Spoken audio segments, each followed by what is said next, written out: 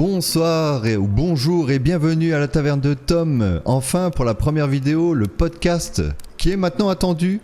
Parce qu'effectivement, comme on se le disait, l'annonce a été faite hier. Donc maintenant, il y a des gens qui vont attendre un petit peu le podcast. On espère qu'il y en aura de plus en plus. Mais effectivement, maintenant, c'est officiel. Effectivement. Donc, on est content d'être là pour faire le premier. Et je vais présenter mon acolyte, hein, évidemment, parce que sans lui, pas de dernière tournée. Bonjour Perceval, comment vas-tu à l'aube de ce premier podcast? Bonjour, bonsoir Tom, hello tout le monde. Un peu stressé quand même, surtout que c'est officiel. On a lancé sur les réseaux, donc maintenant on peut pas se dire non, finalement on le fait pas. Trop tard. On est en plein dedans et j'espère que ça se passera bien. Franchement, on est là pour prendre du plaisir, comme on avait dit dans la vidéo de l'introduction. Et puis voilà, essayer de mobiliser les gens aussi autour des œuvres qu'on aime bien et échanger dessus. Donc, c'est vrai, tu as raison, on peut préciser ça peut-être, c'est que nous on le fait par plaisir, mais on a aussi besoin que la communauté monte un petit peu. Donc n'hésitez pas à liker la vidéo, à s'abonner au compte, parce que même si vous venez voir les vidéos et que vous vous abonnez pas, le nombre manque un petit peu pour qu'on puisse devenir partenaire des chaînes et donc avoir d'autres avantages en termes de diffusion, etc. Donc c'est important qu'on devienne aussi partenaire des chaînes. Donc n'hésitez pas à vous abonner, c'est gratuit en plus, pour nous aider à faire du chiffre, parce que c'est les stats qui vont nous faire monter, même dans l'algorithme et le référencement.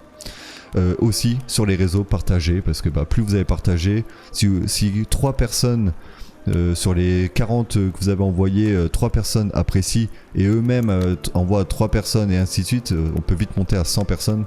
Donc c'est le partage qui va faire vraiment monter la sauce. Et donc nous on va essayer de faire quelque chose pour vous divertir, qui soit bien, pour que vous ayez envie de le faire. Mais aidez-nous, voilà, aidez-nous un petit peu.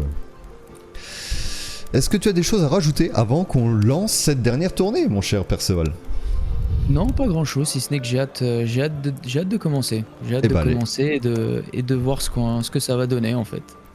Et on va lancer le petit générique. Hâte et un petit peu nerveux quand même. Ouais. Faut être honnête. C'est le stress du rec, de l'enregistrement. Ouais, c'est ça. C'est ça, exactement. Alors, on va lancer ça. On va lancer la dernière tournée et puis générique, et on se retrouve dans la taverne pour faire cette dernière tournée sur l'œuvre que vous avez vue en miniature, mais qu'on vous dira qu'après. C'est l'heure de la dernière tournée.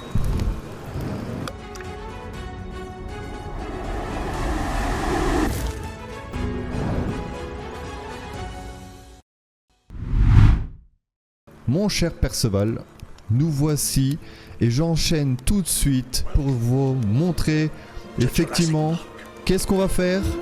Qu'est-ce qu'on va faire aujourd'hui, mon cher Perceval? Une œuvre mythique comme sa musique qui on va parler de C'était pas exactement la bonne musique. C'est la version light. C'est la version où on n'a pas les droits. Non, ouais, on met la vraie musique. Et nous commençons avec Welcome to Jurassic Park. Il était beau, ce petit dinosaure. Ouais. Il paraît que c'est moi quand je vomis aussi. C'est mon surnom. Je ne dément pas et je ne dis pas. Ouais, d'ailleurs, c'est moi qui ai fait le doublage de ce son.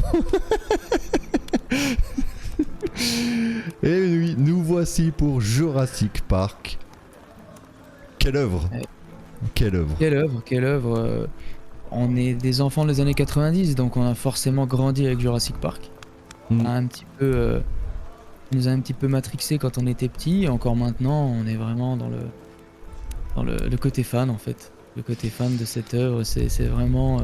on a plaisir à la voir, à la revoir. Ouais. Et c'est vraiment une belle œuvre. Et c'était presque logique qu'elle fasse partie des 3 premiers. Parce qu'on s'est posé la question sur le premier au départ. On sait pourquoi on a choisi celui-ci finalement. Ouais, raison que nous ne dirons pas tout de suite. Non, exactement, mais une raison quand même de cœur en fait. Une raison, ouais, une vraie raison aussi. Ouais. Ok, et est-ce que tu veux qu'on commence ça en envoyant le premier jingle? Écoute, allez. Avant le jingle, on peut peut-être montrer le plan. On peut peut-être montrer le plan qu'on va établir pour ça. D'ailleurs, le barde nous signalera ce plan. Donc là, il nous annonce que c'est l'heure de la dernière tournée sur Jurassic Park. Mais effectivement, il y aura des bulles qui vont nous donner un peu à quel moment on est dans la discussion de notre plan. Donc on pourra suivre, on va dire, un peu plus facilement. Alors je cherche juste mon parchemin. Il est où le parchemin? Il est là. Voilà. Le petit parchemin. Donc on va commencer par le thème de l'œuvre, la problématique, le résumé de l'histoire, la présentation un peu des personnages, mais si vous avez vu la vidéo de présentation, vous le savez, le développement de la problématique, et ensuite on a un peu quelques mini-jeux qu'on reviendra dessus, on pourra remettre le parchemin un peu de temps en temps. Mais c'est l'heure de commencer, mon cher Perceval, et je te laisse l'honneur après le jingle de commencer le thème de l'œuvre.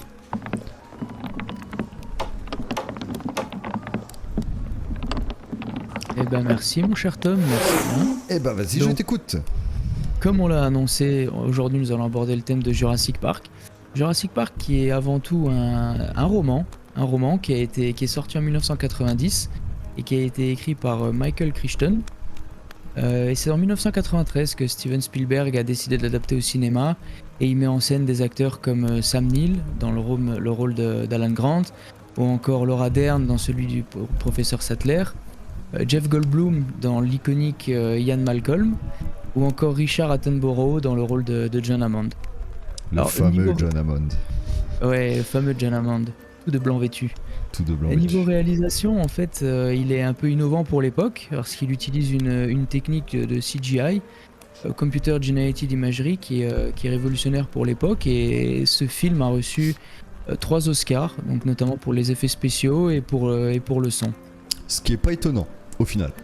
Non, c'est vrai que c'est plutôt bien réalisé. En le re-regardant depuis pour faire cette dernière tournée, je trouve que ça a encore bien vieilli, quoi. Parce que on voit que ça vieillit, mais c'est pas déconnant.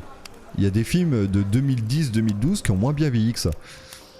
Ouais, c'est vrai, même quand on voit les animatroniques utilisés, on pourrait très clairement croire que c'est des vrais animaux.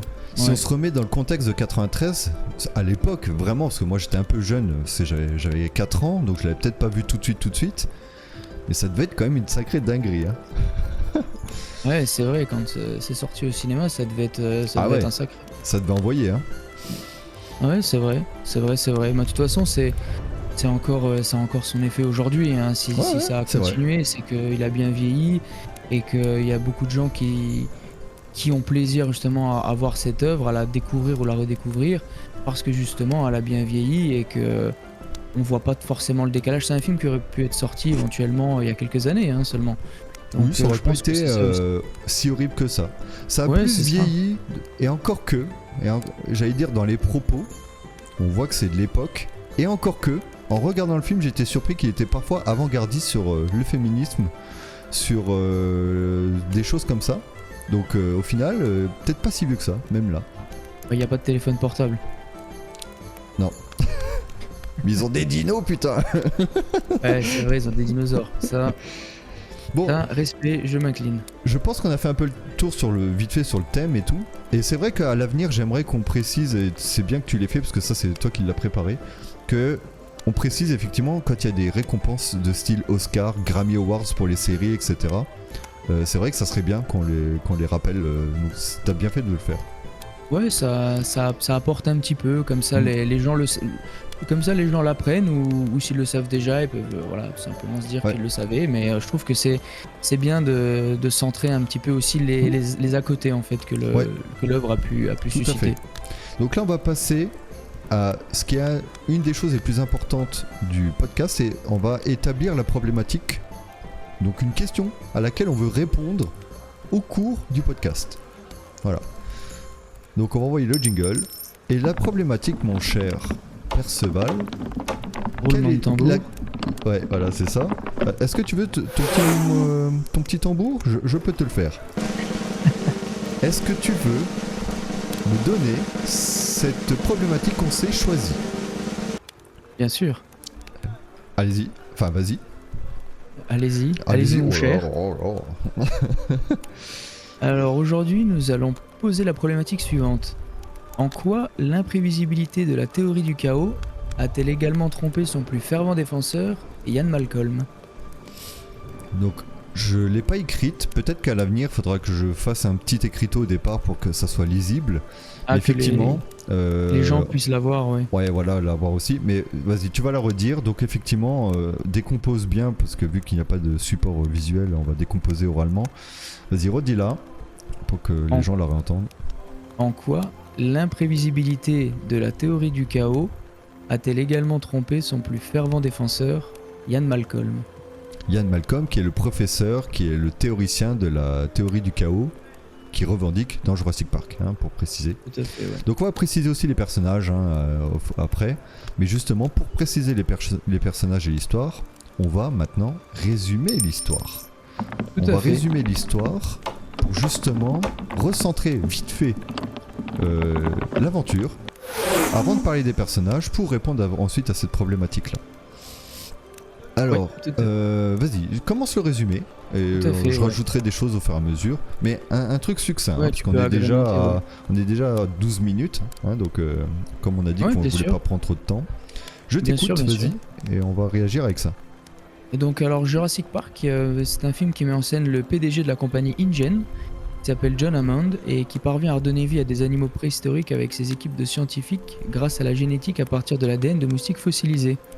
Il décide donc forcément de capitaliser cette trouvaille en créant un parc d'attractions à dinosaures sur une île appelée Isla Nublar, qui se trouverait au large du Costa Rica et dont le monde entier pourrait venir visiter ces fameux dinosaures. Des experts sont envoyés sur le site afin d'attester de la sécurité du parc. Donc il y a le professeur Sattler, le professeur Grant et le mathématicien spécialisé dans la théorie du chaos, Ian Malcolm. Ils sont accompagnés aussi de l'avocat de InGen qui s'appelle Donald Gennaro. Ils sont ensuite rejoints par les petits-enfants de John Hammond, et ensuite tout ce petit groupe part visiter le parc à bord de Jeep sur rail électrique. Mais évidemment, comme vous pouvez l'imaginer, rien ne se passe comme prévu. Les voitures sont bloquées au niveau de l'enclos du T-Rex, un cyclone tropical s'abat sur l'île et pour combler le tout, un employé de John Hammond qui s'appelle Dennis Nedry joue double jeu, parce qu'en fait il décide de désactiver les systèmes de sécurité du parc et de dérober des embryons de dinosaures pour les livrer à la concurrence. Et donc forcément privé des... En d'autres termes, un synonyme de ça, c'est quand même un salaud. Ouais, c'est un mauvais garçon. Ah ouais. Et donc privé des systèmes de sécurité, forcément Jurassic Park repasse à l'état sauvage. Et le film joue beaucoup sur cette survie au final. Hein. On a quand même beaucoup cet aspect qui est mis en avant. Hein. Ouais, on a des scènes clés, hein, quand nous on appelle donc, c'est pas nous qui les appelons comme ça, c'est un peu des termes de littérature, les pivots narratifs. Et en termes de pivot narratif, un des premiers pivots, tu me confirmes ça, et d'ailleurs c'était toi qui l'avais signalé quand on en avait discuté, c'est la mort de l'employé dès le début au final. Dans l'intro, avant le générique, et que les scientifiques arrivent sur l'île, tu as déjà la mort d'un employé quand ils veulent en fait transférer un des dinosaures, je sais plus lequel d'ailleurs. Tu te rappelles du dinosaure ? C'est le Vélociraptor femelle. C'est le Vélociraptor. Donc du coup, au moment où ils veulent le transférer, il y en a un employé qui se fait bouffer. Et donc, tu me confirmes, mais il y a des plaintes qui ont été faites sur la possibilité de faire ce parc, notamment par la famille, des avocats, et que derrière, Hammond, hein, que je rappelle, hein, qui est le leader et le créateur de ce parc, cherche aussi à revendiquer ses droits et à redorer son blason et l'image du parc en invitant ses scientifiques. Hein, c'est ça. Ouais, c'est ça. De ce que j'ai compris, en fait, il subit un peu la pression des actionnaires. Des actionnaires, ouais. Donc, c'est toujours une question de budget dans l'histoire. Hein. Ouais, tout à fait. Donc c'est pour ça aussi qu'il y a la présence de l'avocat Gennaro pour qui est quand même la présence au nom du board en fait des actionnaires. Donc c'est pour ça que lui de son côté en fait il ramène justement ce groupe de scientifiques pour faire comprendre à tout le monde que non, il y a absolument aucun problème. Même alors, si les scientifiques ce sont Malcolm, Grant et Ellie Sattler, hein, qui sont donc Alan Grant et Ellie Sattler sont ensemble. Ils sont paléobotanologue pour Ellie Sattler, hein, qui a une petite particularité botaniste aussi, une spécialité botaniste en plus. Et Ian Malcolm qui est plutôt lui la théorie du chaos, donc le scientifique plutôt dans la théorie du chaos, qui est un peu aussi l'origine de notre problématique, hein, parce que au cours du film il va la présenter régulièrement, hein, et c'est un peu celui qui va rapidement, on en reviendra un peu plus dans les détails des personnages, mais c'est un peu lui qui va être le fervent opposant à Hammond, hein. Ouais, ça va être clairement l'opposant numéro 1. De façon générale, les autres vont être un petit peu neutres ou parti pris, mais sans vraiment s'aventurer dans un argumentaire avec John Hammond. Le seul qui va vraiment lui résister, ça va être Ian Malcolm du début à la fin du film. Ouais, qui vient pour démonter le projet, hein. Lui, c'est son ambition, hein. Il vient en tant qu'invité, mais il vient pas là pour apporter son soutien, hein. Le soutien viendrait techniquement plus de Alan et Ellie, qui sont des fanatiques et des passionnés de dinosaures, hein, parce qu'en étant paléontologue, tu cherches à les déterrer. Et donc c'est quand même séduisant de se dire qu'aujourd'hui tu les déterres pas, tu les regardes marcher, quoi, hein, voilà. C'est un peu ça, la vision des choses de Hammond, hein. Il veut jouer sur l'affect. Il met quand même une petite pression en leur disant que voilà, financièrement il pourrait les aider à développer les recherches si jamais ils acceptent. Sur les 3 prochaines années, hein, je crois qu'on avait dit. 3 prochaines années, ouais, c'est ça. Donc ça c'est ce qui fait tanguer complètement le truc, hein, parce qu'à la base ils veulent pas trop y aller. Ça c'est l'appât, hein, c'est le ver de terre sur l'hameçon. Mais après il va bien ferrer et bien mouliner avec la qualité quand même du parc, hein, au global, qui va attirer Sam, Alan Grant et Ellie Sattler, qui sont des amoureux de cette civilisation. Si on peut, de cette espèce plutôt que civilisation, parce que il y a plus civilisé, on va dire, mais de cette espèce disparue du Crétacé tertiaire, hein, Jurassique, hein, voilà. Ok, est-ce que on... Ouais, donc on a un peu Dennis aussi qui joue son double jeu, hein, qui joue un peu son double jeu. Il y a aussi le Cyclone. Le Cyclone, on peut considérer aussi que c'est comme un pivot en fait aussi de l'histoire. C'est un peu le karma, quoi. À partir de là, en fait, tout s'enchaîne. Il y a le Cyclone. Dennis part avec justement avec les embryons à bord de sa Jeep. Parce qu'il veut les revendre. Et puis voilà. Donc c'est ça. Ça, c'est un peu le résumé global de l'histoire, très rapide, parce que le but c'est, on va reparler encore dans les personnages, on va décrire les personnages et on va reprendre des scènes clés. C'est pour ça qu'on s'attarde, pas trop dessus, parce que de toute façon on va repasser un peu là-dessus. Mais ça c'est un peu, voilà, les scènes clés, c'est ce qui fait un peu en termes de pivot narratif, c'est-à-dire que c'est des actions qui en gros ne permettent plus vraiment un retour en arrière. Quand c'est arrivé, c'est obligé d'avancer, hein, c'est quand même, c'est un indispensable. S'il n'y a pas ça, c'est pas la même histoire, hein, voilà. C'est pour ça qu'on les évoque. Ça conditionne la suite en fait. Complètement, hein. Si l'employé meurt pas, il invite aucun de ces gens-là au départ, parce que les actionnaires sont heureux et voilà, hein, ils sont pas frileux. S'il n'y a pas la mort de l'employé dans les 15 premières secondes du film, il n'y a pas de film, hein, techniquement. Ou alors un autre. C'est une succession d'événements qui font que... Voilà. Donc c'est ça les pivots narratifs, c'est ça qu'on veut évoquer, parce que c'est ça qui fait l'identité du film, ou de la série, ou du manga. C'est les scènes qui sont obligatoires pour avoir le déroulé suivant. Voilà, hein, c'est un peu ça, et ça c'est important de le signaler, parce que ça fait quand même la carte d'identité un peu du film aussi. Est-ce que tu as quelque chose à rajouter, ou on passe justement désormais aux personnages? Il y avait aussi l'arrivée du T-Rex à un moment donné, on pouvait rajouter dans les scènes pivots, mais globalement non, on a résumé un peu le... Oui, c'est vrai que dans les scènes pivots, au final, c'est que comme le parc n'est plus sous le contrôle de la technologie que Hammond a instaurée, la nature reprend ses droits, hein, c'est un peu ça, hein, donc c'est ça. Les dinosaures sortent de leurs enclos et toute la mainmise qu'il y avait a priori sur ce parc vole en éclats, et là c'est l'instinct de survie de chacun, et c'est un peu l'amalgame de se dire au fait est-ce que nous, enfin c'est même sûr, hein, on s'est développé dans le monde bien après les dinosaures parce que bah, on n'aurait eu aucune chance si on s'était développé à ce moment-là. On serait fait niaquer dans tous les sens et on n'aurait pas pu se développer. Hein, donc on a dû attendre l'extinction des dinosaures pour que l'être humain, en tout cas nos ancêtres communs liés à l'être humain, naissent et se développent parce que bah, face à ces trucs-là, et c'est un peu ce que le film veut mettre en valeur. C'est que quelque part, est-ce que c'était une bonne idée d'essayer de faire ça alors que ce sont nos plus grands prédateurs techniquement? Ils nous ont empêchés de nous développer. On serait peut-être développé plus tôt si les dinosaures n'avaient pas existé, quoi. Hein. Peut-être. Hein, c'est l'hypothèse. Hein. On donne pas de vérité ici, hein, mais. Non, c'est clair, il n'y a pas de vérité, hein. mais ouais, pourquoi pas. Les choses auraient été différentes, ça c'est sûr. Ok. Donc ensuite, je pense qu'on peut avancer vers, comme tu disais, la présentation du personnage principal. On y va alors, ça. Hein, on a un peu les mêmes jingles pour tous les débuts des plans, et on a des jingles un peu différents pour la suite. Vous verrez, restez jusqu'au bout, vous serez pas déçus. Alors, le personnage principal, est-ce que déjà on est d'accord sur le fait de dire que pour moi il y en a 3 ou 2? Non, 2 moi-même je dirais. Je dirais 2. Ouais, toi, je dirais qui, toi déjà, les d'office, on peut citer directement Alan Grant. Voilà, ça c'est une évidence.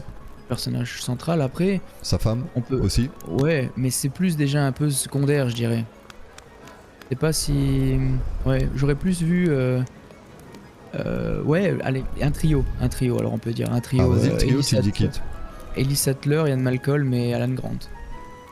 C'est le trio qui doit au final décisionner, donner son accord ou non au parc au final. Hein, donc c'est vrai que ça peut être un peu les éléments qui permettraient de changer la fin du film. Hein, Ouais, c'est ça. Si on fait un petit tour sur Alan Grant. Alan Grant, hein, il a clairement le phénotype de l'explorateur, archéologue, paléontologue et tout ce qui est en hog, c'est-à-dire Indiana Jones, quoi. Hein, il a tous les traits classiques, le chapeau, le pantalon, la petite veste, la petite chemise en jean, un peu grognon, voilà, hein, un peu personnel. Les chaussures de sécu aussi. Oui. Bah, je pense c'est Harrison qui lui a prêté après son film, tu vois, c'est les mêmes. Hein, ouais, il est dans le personnage, il est dans son rôle. Il manque que le fouet, hein, sinon après je pense qu'il a tout. Hein. Et le blouson en cuir aussi, mais bon. Il est bien dans son rôle d'archéologue. Archéologue même aguerri, hein, j'ai envie de dire, parce qu'il a déjà eu une certaine expérience, donc c'est pas quelqu'un en qui on l'a fait. C'est pas le clampin, quoi. Hein. Il maîtrise le domaine, quoi. Ouais. Et d'ailleurs, on va le traiter un peu au début, comment il évolue, comment il est à la fin. Et c'est vrai qu'au début, même psychologiquement, tu confirmes, hein, mais il n'aime pas trop les enfants. Ouais, dès le début, il y a cette scène justement quand ils sont en train de, ils travaillent sur une zone pour justement déterrer des ossements, et il y a ce gamin qui est un peu snob et qui est un peu c'est un gamin en fait, donc il fait des petites réflexions sur le fait que potentiellement c'est pas si dramatique que ça les dinosaures et c'est pas si effrayant. Et là Alan Grant lui fait un plaidoyer sur le raptor en lui-même, donc tranchant, j'ai envie de dire, hein, le plaidoyer. Tranchant, ouais, c'est ça, et il doit quand même respecter ça. Il doit quand même respecter ça. Ouais, c'est ça. Donc il a aussi entre guillemets ce devoir de mémoire entre guillemets, où justement il doit aussi rappeler aux gens ce qu'étaient réellement les dinosaures. C'est un peu ça aussi qui veut être montré dans cette scène. Que la fascination n'empêche pas la lucidité de se dire que on n'aurait pas pu vivre avec. Hein, en fait, le début du film nous le dit déjà comme ça, quoi. Et puis le gamin, j'ai même pas l'impression qu'il est forcément dans l'admiration. Il a l'air blasé. Ouais. Je sais pas si c'est un réel souhait de la part de Spielberg. Ignorant même. Ouais, un peu. Il est là, il fait son truc, mais ça lui parle pas vraiment. Donc, et Alan Grant, après, il le stimule même avec sa griffe de raptor. En fait, avec la griffe, il montre qu'il y a encore quelque chose de vivant. Parce que là, on voit que des os. Donc, ça fait pas peur des os. Hein. Si tu mets une griffe sous les trucs en disant ça aurait pu te lacérer au niveau du ventre à ce moment-là et tout, ça donne déjà un peu de De contexte de réalistique. Un peu contexte et comme ça. des sensations que tu perçois Ouais. pas en voyant un os enfoui dans la terre, quoi. Ouais, c'est ça. C'est Et exactement donc lui, c'est ça. vrai que lui, il est omnibulé par ses recherches. Lui et d'ailleurs Ellie Sattler, de sa femme avec qui on va parler, ils sont des vrais passionnés. Des vrais passionnés C'est un beau duo, ouais. du Un beau Jurassique. duo. Voilà. Comment il évolue ce Alan Grant, selon toi? Enfin, Alan selon toi Grant, et en selon ce que fait, tu vois. il passe du côté. Donc, alors, vraiment dans le contexte où. Vraiment du début où il est sur le site archéologique. Donc, de là, il est. Je le trouve un peu fermé, un peu austère. Il s'ouvre un petit peu quand ils vont visiter un parc et surtout il va pouvoir avoir des financements pour continuer ses recherches. Là, je le trouve vraiment, il passe de ce stade un petit peu austère au stade un peu d'excitation. Ouais. Et après, au fil du temps, donc il y a ce moment pour moi d'apothéose où quand il se confronte aux dinosaures pour la première fois, où là pour moi c'est le summum d'Alan Grant au niveau de l'émotion positive. Et après petit à petit en fait il se ferme un peu. Il réalise, je pense, et il réalise ça rapidement quand il y a la fameuse scène du cinéma où en fait il se rend compte que comment les dinosaures sont créés. Et il est assez perplexe avec leur système de reproduction sur l'histoire des femelles, etc. Donc psychologiquement, il évolue, il devient vite dubitatif. Et après, il est directement en mode Alan Grant, l'archéologue, l'aventurier, parce qu'il se met en mode L'aventurier, survie. vaillant même, parce Ouais, que c'est ça. il passe au fait de j'aime pas les enfants à il les protège Ouais, c'est magnifiquement ça. bien. Exactement. Il les prend sous son aile. Les enfants lui font confiance alors que lui il a quand même tendance à les repousser, mais il les attire au final. Lui en les repoussant il les attire. Et c'est surtout sa connaissance sur le Jurassique, donc sur les Ah oui. dinosaures, sur leur façon de se mouvoir, sur leur instinct, sur leur régime alimentaire. Il y a plein d'exemples dans le film où on montre qu'il maîtrise la situation. Et c'est Il a ce sa côté rassurant. connaissance. Ouais, et c'est sa connaissance qui permet la survie. Donc c'est là où il est important. Ouais, c'est ça. Si tu mets littéralement tu mets Malcolm à la place, techniquement ils sont tous morts. C'est peut-être autre chose. Mais oui, c'est vrai Ils qu'il y a sont même tous morts. cette scène de l'arbre où il dit aux enfants de Ouais. grimper, d'aller dormir le plus haut possible. Et puis quand le Oui, il a dino vraiment ce arrive côté avec le grand protecteur, coup, en ne t'inquiète pas, il est herbivore. Enfin, tu vois, du coup, Ouais, avec c'est sa ça. connaissance, si tu sais pas, tu pourrais croire que tu vas te faire niaquer. Et au final, bah non, Ouais. lui, il a cette connaissance-là et de se dire, t'inquiète pas, c'est pas un prédateur pour nous. Et en fait, c'est sa connaissance qui lui permet à lui et aux enfants de survivre dans Jurassic Park. C'est ça. Ouais, tout Et à il fait. apprend aux enfants en plus. Il transmet. Tu vois, c'est. Il est presque instituteur, je trouve, même à ce moment-là. Il enseigne, tu vois. Ouais, c'est vrai. La scène de l'arbre, elle est assez mythique parce qu'il y a aussi un Alan Grant qui évolue déjà lui-même. Oui. C'est le moment en fait où il jette sa griffe de raptor Ouais, et exactement, j'allais le dire, ouais. il c'est vrai. l'abandonne et ouais, c'était un peu perturbant quand j'étais gamin et que j'ai vu ça. Je me disais mais pourquoi il la laisse? Moi, je voudrais l'avoir sa griffe. Et c'est là qu'on voit qu'il a une autre approche. Ouais, ouais. Il rentre dans une autre phase, Il il a passe une à autre autre chose. approche de ce que. Ouais. Ouais.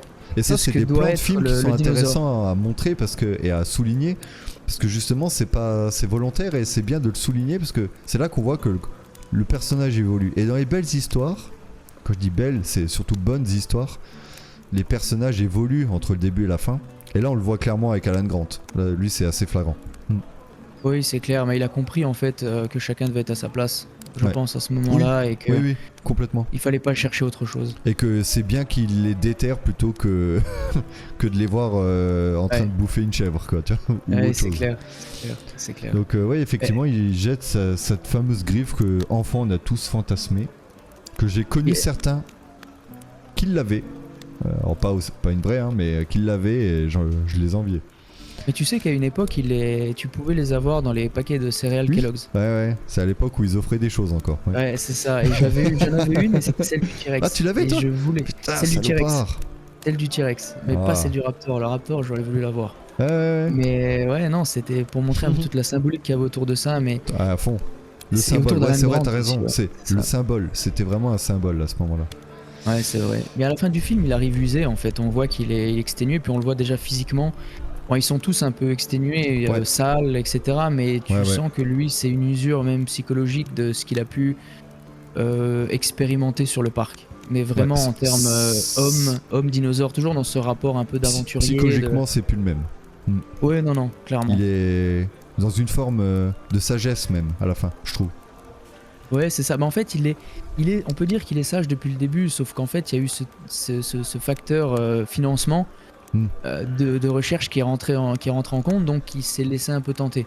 Ouais. Il s'est dit, ok, bon, bah, on va voir, et puis ça nous coûte rien, c'est un week-end, et on verra bien ce qui va découler de ça. Mais lui, il pensait, je pense, réellement au financement. Après, au début, il s'est pris au jeu, mais après, il a vite compris la réalité des choses. C'est ça. Alors, on va passer à Ellie Sattler parce que le temps avance. Tout à fait. Ellie Sattler, qu'est-ce qu'on peut dire d'elle? On a un peu le même parcours, parce que c'est un peu l'homologue féminin de Alan Grant. Hein. D'ailleurs, ils ne sont pas ensemble pour rien. Ouais. Elle est aussi habillée un peu comme une exploratrice. Là, pour le coup, je dirais un style plus Croftien, hein, Lara Croft, un peu plus. Sans les flingues, mais tu vois, avec le short. Comme ça.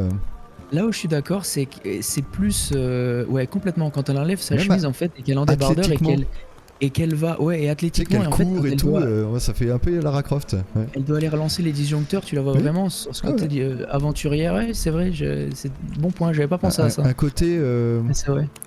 Bah pour moi, tu vois, Lara Croft un peu comme Nathan Drake, je crois que c'est ça dans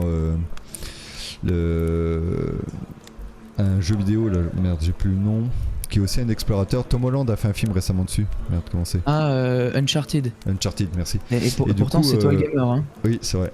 J'ai pas joué à ça là encore. Et du coup, ça, c'est un peu l'homologue, un peu les 3 explorateurs les plus connus, je trouve, en ce moment dans le monde en général. Et je trouve que, je sais pas si Spielberg s'en a inspiré. Indiana Jones, peut-être, hein, parce que c'est quand même un peu lui aussi. Ouais, hein, je pense qu'il y a. Lara Croft, je pense que c'était dans la vibe, hein, parce que les années 90, Lara Croft c'était un peu la mascotte au niveau du jeu vidéo. Hein. Ouais, bah, pour être honnête, j'ai jamais joué au jeu, mais j'ai vu tellement de vidéos, même la fameuse scène où tu mets le majordome dans le frigo, enfin etc. Mais oui, c'était culte pour l'époque, effectivement. Ouais. Et donc elle, par rapport à Alan Grant, je pense qu'elle est plus dans l'aspect couple, beaucoup plus. Elle a envie que son couple avance, etc. Et notamment au niveau des enfants, et comme Grant n'est pas très chaud là-dessus, on sent qu'elle pousse un peu aussi les enfants vers Grant pour essayer de l'amadouer un peu, quoi. Hein. Ouais, la fameuse scène de la Jeep au début du film. Par exemple, le petit Timmy qui dit à Grant justement que c'est elle qui lui a dit de venir. Qui est lui, hein, voilà. Hein. Ouais, le petit-fils de John Hammond, le petit Tim. Dis petit, dans quelle voiture tu vas? Bah là vous allez, monsieur. Et c'est vrai qu'il est fan, en plus il a son livre, il est vraiment ouais, lui il est vraiment fan. Ouais, c'est mais on sent qu'il y a aussi je pense qu'Alan Grant à ce moment il veut se protéger aussi parce qu'il comprend peut-être qu'il a une fébrilité qui peut éventuellement grandir avec les enfants, le fait de se laisser prendre au jeu et de potentiellement ouais, c'est ça. se perdre un peu ce côté un peu, on va dire, de maîtrise de soi, etc. en fait. Et d'ailleurs, tu trouves pas que dans le film, on a l'impression que même Ellie Sattler, qui est, je pense, complètement dévouée psychologiquement à sa relation avec Grant, j'ai l'impression qu'elle s'éloigne un peu de lui, entre guillemets, par Ian Malcolm, qui lui joue un peu l'entremetteur. Et j'ai l'impression que, je dis pas qu'elle pense aller voir Ian Malcolm du tout, je pense pas du tout, mais il y a ce petit côté où visuellement, il y a une forme de distance qui se met en place entre Alan et Ellie Sattler. Tu trouves pas? Justement, toute l'expression là. Et moi je trouve qu'à la fin, justement, ils se retrouvent. Ils se retrouvent plus unis, tu vois, à la fin. Je vois ce que tu veux dire, mais je pense en fait que c'est plus... En fait, je pense que Grant, au moment où ils sont dans la Jeep, notamment avec la scène du Triceratops malade, il regarde un peu ce qui se passe dehors, il est pas forcément attentif, mais elle, en fait, à chaque fois, elle essaie quand même d'attirer son attention, parce que même quand Malcolm lui fait la théorie du chaos avec les gouttes d'eau, directement, elle interpelle, elle cherche le côté relationnel avec... Justement, à peut-être gentiment le jalouser et à l'attirer vers elle, à attirer son attention. Peut-être, mais il y a toujours cette connexion. Ouais, c'est vrai, t'as raison. Ouais, c'est vrai. Donc elle est plutôt aussi centrée sur ce qui est botanique. D'ailleurs, elle reste après dans le film avec le Muldoon, hein, qui est le garde-chasse avec le Triceratops pour le soigner. Et on la revoit un petit peu après où elle aura ses actions un peu indépendamment de Alan Grant qui sera qu'avec les enfants. Ouais, après l'attaque du T-Rex. Hein. C'est ça. Bon, à la fin, elle est assez heureuse de le retrouver parce que c'était pas gagné qu'il s'en sorte avec le T-Rex. Donc elle a l'air satisfaite aussi de l'évolution de Grant. On le voit notamment dans l'hélicoptère quand il rentre, que les deux enfants sont l'un contre l'autre sur lui. On voit qu'elle constate le changement de Grant. Et on voit qu'elle en est heureuse. Ouais, elle sourit et elle se dit que finalement c'était pas un week-end pour rien. Malgré tout. C'était risqué, mais c'était pas un week-end pour rien. C'était risqué, mais malgré tout, ça en valait la peine. Alors, le troisième, Malcolm. Qu'est-ce qu'on peut dire sur lui? Malcolm, c'est une star du rock. Première vue, ouais, j'allais dire, c'est un jet-setter. Il est là avec son cuir. Il est là avec son cuir. Tu te demandes si c'est pas trompé de film. Ouais, non, mais trop. C'est une star de rock. Vraiment, c'est une rock star, le gars. Vraiment. Même quand il est blessé, il finit torse nu limite. Ouais, non mais il est dans tous les trucs du mec dragueur des années 90, viril, voilà. Ah ouais, il coche pas mal de cases. Il coche toutes les cases. Ouais, non, il est fantastique. Je l'aime beaucoup parce que c'est un cliché à lui tout seul. Moi, je l'aime beaucoup. Et donc, il déteste les idées d'Hammond, comme on a dit. Il passe son temps à contredire tout ça. Ouais. Et donc il est le théoricien du chaos, enfin de la théorie du chaos et de toutes les mauvaises choses qui lient le parc à cette théorie-là. Et on y reviendra dans cette problématique parce que notre problématique est centrée là-dessus. Comment il évolue lui? Malcolm, je trouve qu'en fait, maintenant qu'on en parle, il évolue pas tant que ça. Bon déjà, physiquement, il finit blessé. Ouais. Il repart avec une jambe assez tôt, bien... assez tôt dans le film et il repart avec une jambe bien amochée.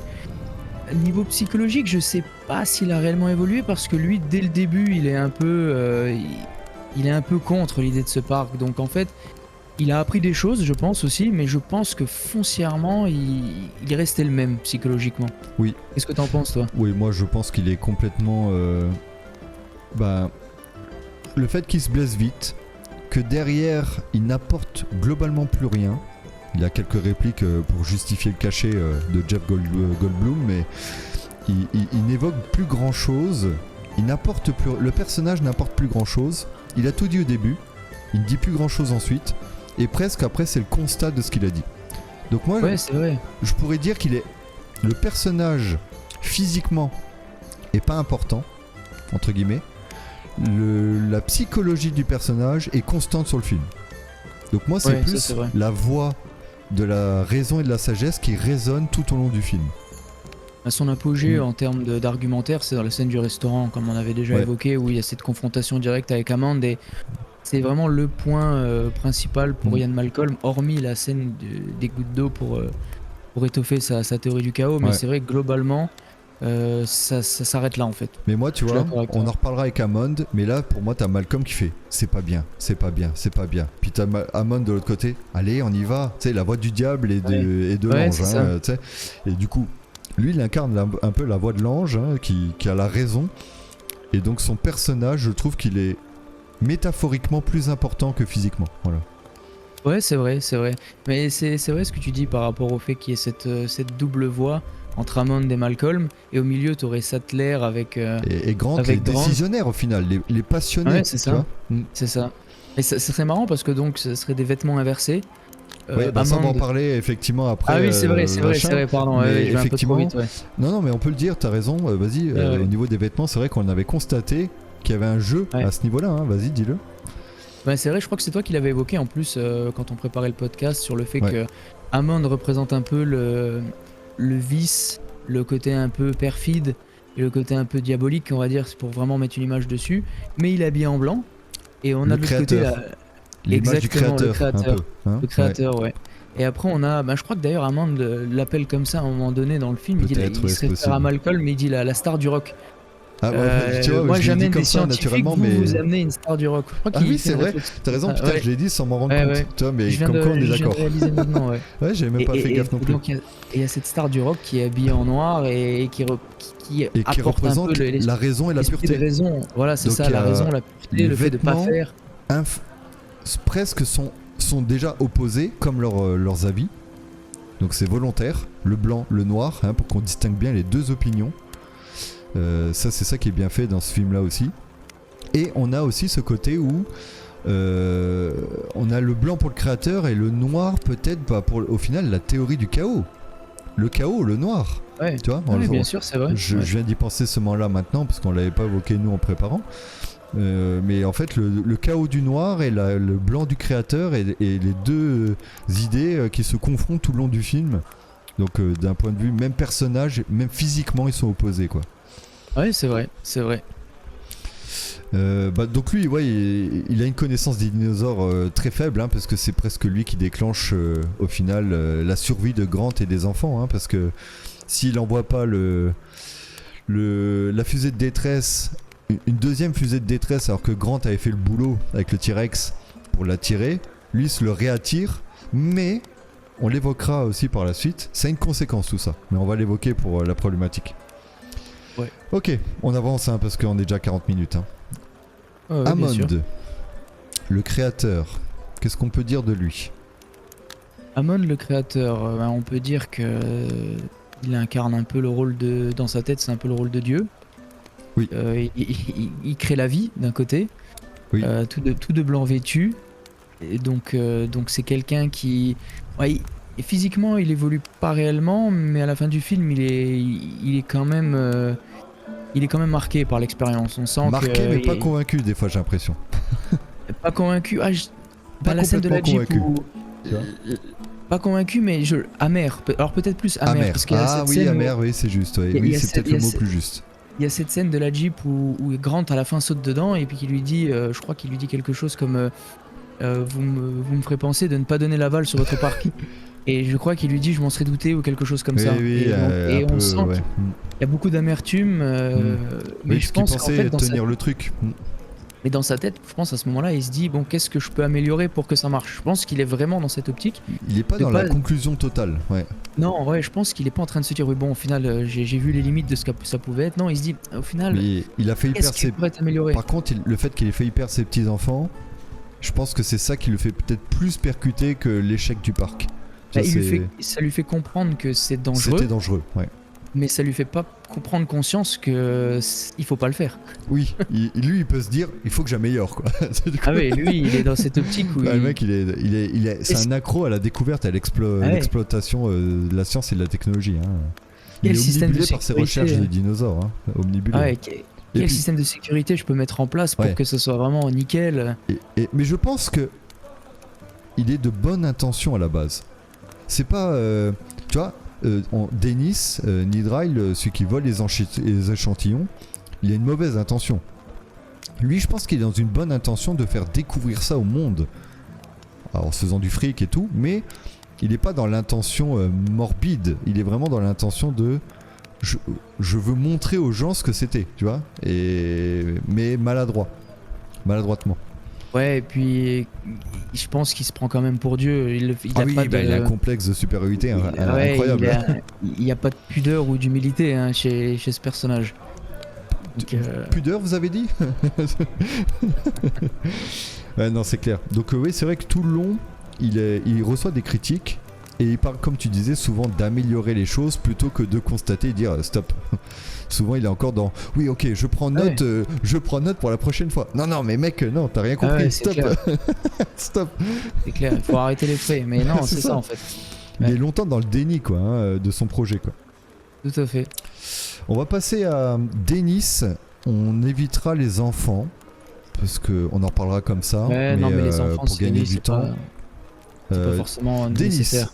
Qui est le nerd par excellence vu dans les années 90, hein, c'est-à-dire que quand tu es nerd, t'étais forcément à lunettes, à cul de bouteille, tu pouvais pas être sportif, tu vois, interdit. Hein. Si t'étais geek, c'était forcément gros et machin. C'était l'image des années 90. Ah ouais, l'image des années 90, elle est odieuse sur les geeks et les nerds. Ouais, non, c'était je savais qu'il avait pas une bonne réputation, mais je pensais pas que c'était à ce point sur des clichés les physiques, joueurs, etc. Les joueurs de Donjons et Dragons, c'était des satanistes. Ça je savais pour les joueurs de les joueurs de Donjons et Dragons. Donc c'est là où on est un peu rétro, tu vois, sur la mentalité, parce que effectivement, en fait, il a tous les défauts, tu vois.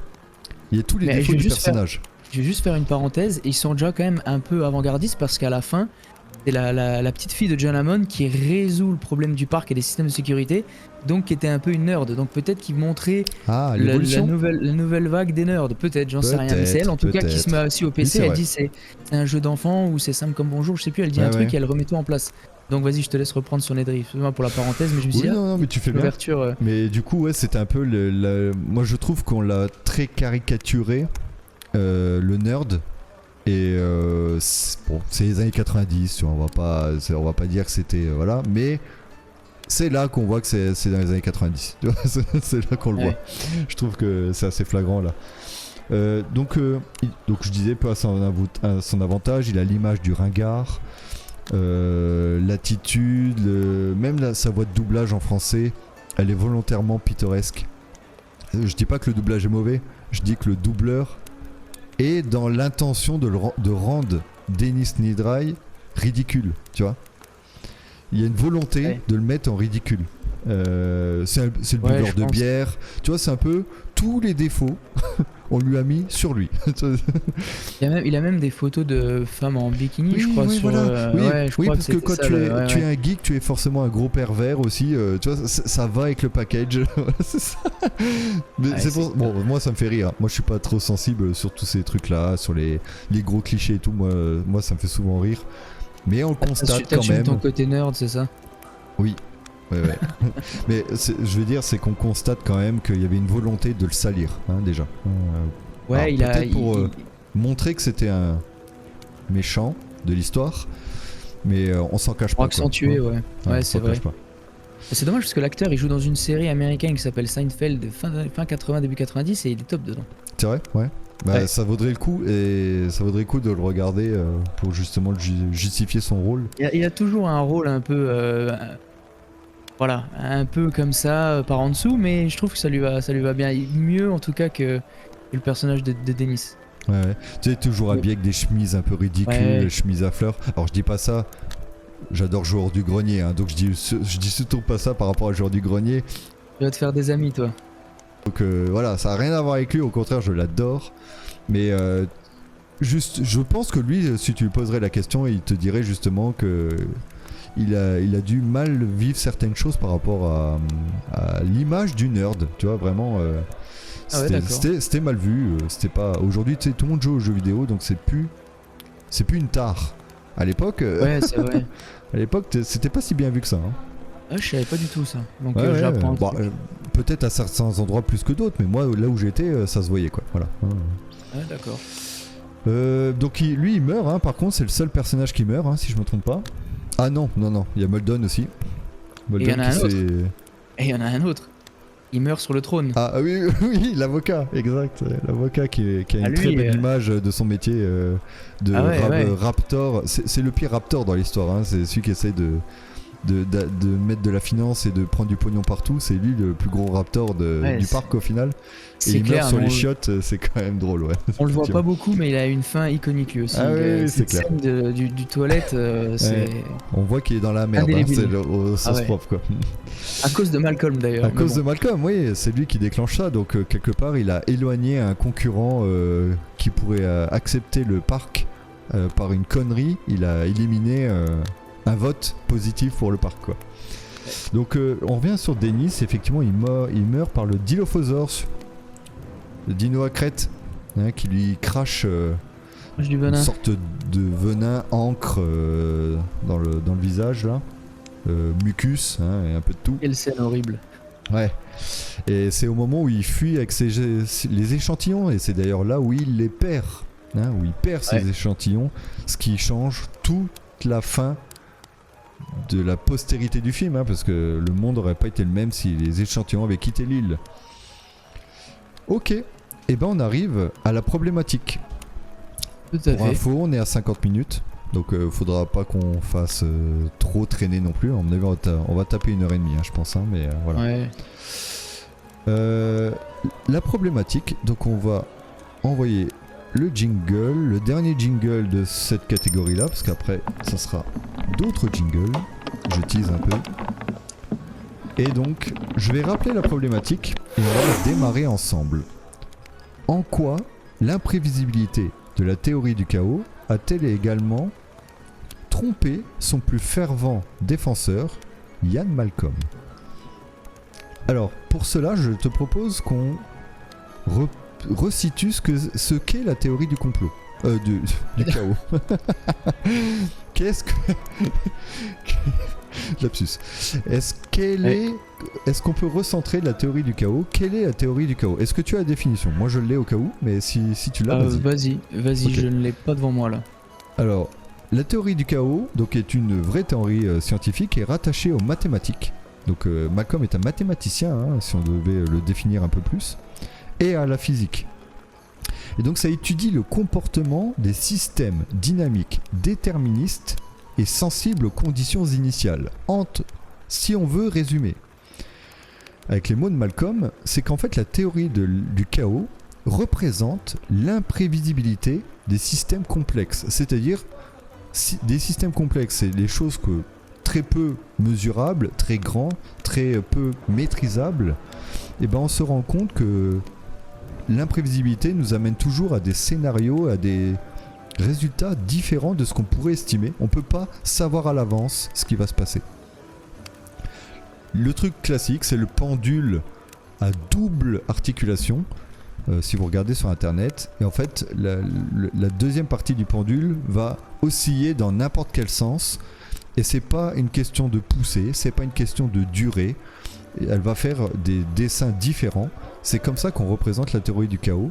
Donc en gros, on ne sait jamais ce qui peut se passer. C'est ça la théorie du chaos. Et lui, dans le film, donc il le fait avec ces fameuses gouttes d'eau qu'il met sur la main de Ellie Sattler, où il dit, la goutte d'eau, où est-ce que vous pensez que la goutte d'eau va tomber? Ellie Sattler dit, là, la goutte d'eau tombe ailleurs. Il lui remet une goutte d'eau, il lui dit où est-ce que la deuxième goutte d'eau va tomber, et Ellie Sattler dit comme la première peut-être parce qu'il y a le chemin qui est déjà fait, et non elle va ailleurs. Et peut-être qu'elle aurait été au même endroit. C'est ça l'imprévisibilité, c'est ça la théorie du chaos que Malcolm veut parler tout au long du film. Voilà. Et tout de suite après il a un autre argument parce que c'est le moment où professeur Grant sort de la voiture. Et là il est tout excité, il dit mais qui aurait pu prédire que professeur Grant allait quitter la voiture? Ouais. Ça c'est le petit côté comique de Malcolm. Ouais c'est ça. Et effectivement, et quelque part, on est tous dans l'imprévisibilité et il en est lui-même victime, même à un moment donné, parce que si on revient sur sa connerie, quand il allume de nouveau une fusée de détresse, c'est imprévisible, il n'aurait pas dû faire ça, parce que Grant gérait la situation, et le côté imprévisible a fait qu'il s'est senti obligé de le faire, ce qui déclenche tout le film, parce que ça sépare le groupe, les enfants partent avec Grant et il doit les sauver, etc. Et lui, indirectement, en attirant le tyrannosaure, il se blesse, mais aussi il tue l'avocat, qui est le plus fervent allié de la validation du parc. Et donc, indirectement, il élimine la concurrence de son vote négatif, lui. Direct, il n'a pas passé par 4 chemins. Et victime de sa propre théorie du chaos où il se fait avoir lui-même dans son côté de comportement imprévisible, parce que même nous dans le film on fait mais qu'est-ce qu'il fait le gars? Mais qu'est-ce qu'il fait? Pourquoi tu fais ça? Et je pense que c'est pas du tout volontaire, c'est dans la panique il a réagi comme ça, théorie du chaos, l'imprévisibilité, et derrière il a une conséquence qui va dans son sens au final en tuant l'avocat. Oui, il se joue clairement à la faveur de sa théorie, ouais, c'est clair. Ouais, c'est ça, ouais. C'est clair. Donc Malcolm, on a dit, pour parler de cette théorie, c'est que c'est un peu la voix de la raison qui chuchote aux oreilles de Ellie et Grant, à l'opposé de Hammond. Donc il y a vraiment cette dualité entre le bien et le mal qui chuchote aux oreilles et qui doit convaincre les deux paléontologues de faire prendre une décision. Ouais, c'est ça.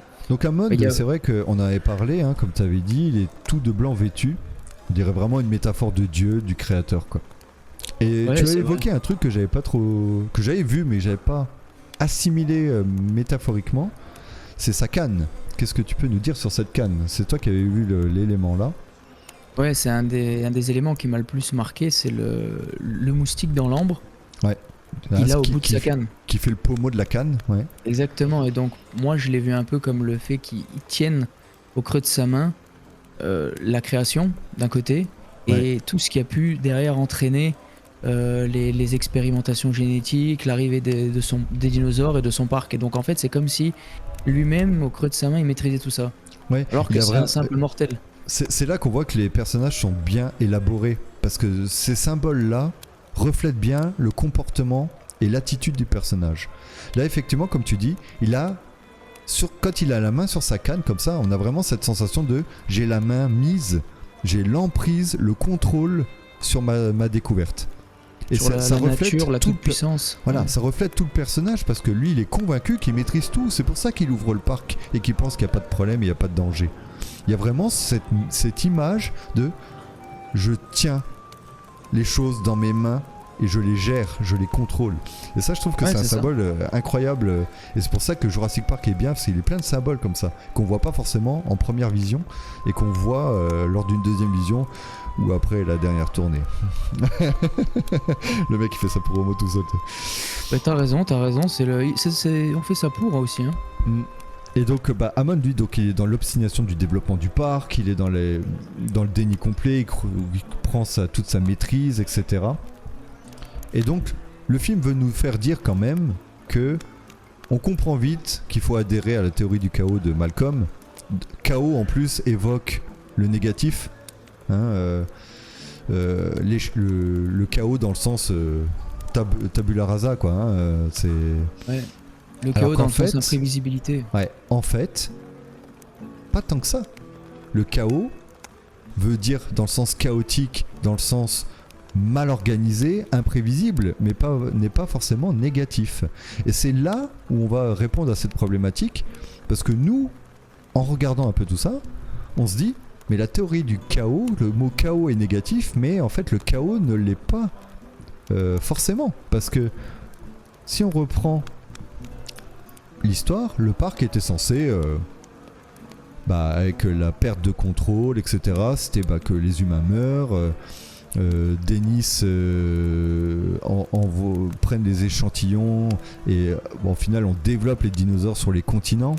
Et là, si le T-Rex part à New York, tu fais un remix Godzilla américain, quoi, tu vois, c'est donc ça aurait pu être une catastrophe, quoi. Hein, et ça, c'est ce que le film en première approche veut nous montrer, et il a raison.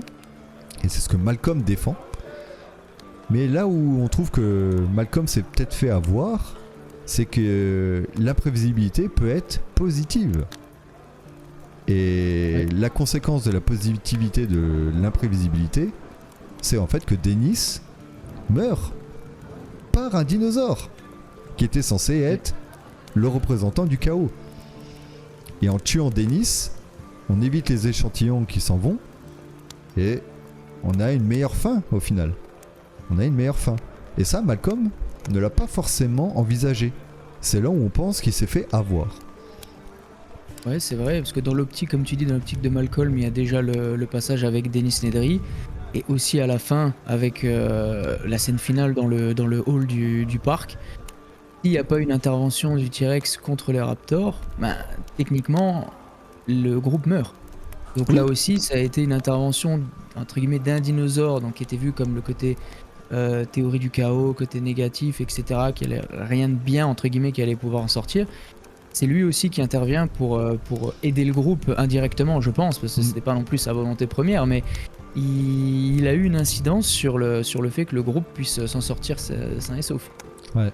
Et en plus de ça, c'est que t'as un enchaînement de mauvaises décisions, par Hammond notamment, qui pense toujours contrôler tout. Et en fait, c'est si on reprend le début du mauvais enchaînement, c'est qu'en fait, déjà, il parle mal, il estime mal, il respecte pas Dennis Nedry, qui est quand même son chip leader informatique, qui lui gère toute la sécurité, qui lui gère toute l'ingéniosité du parc.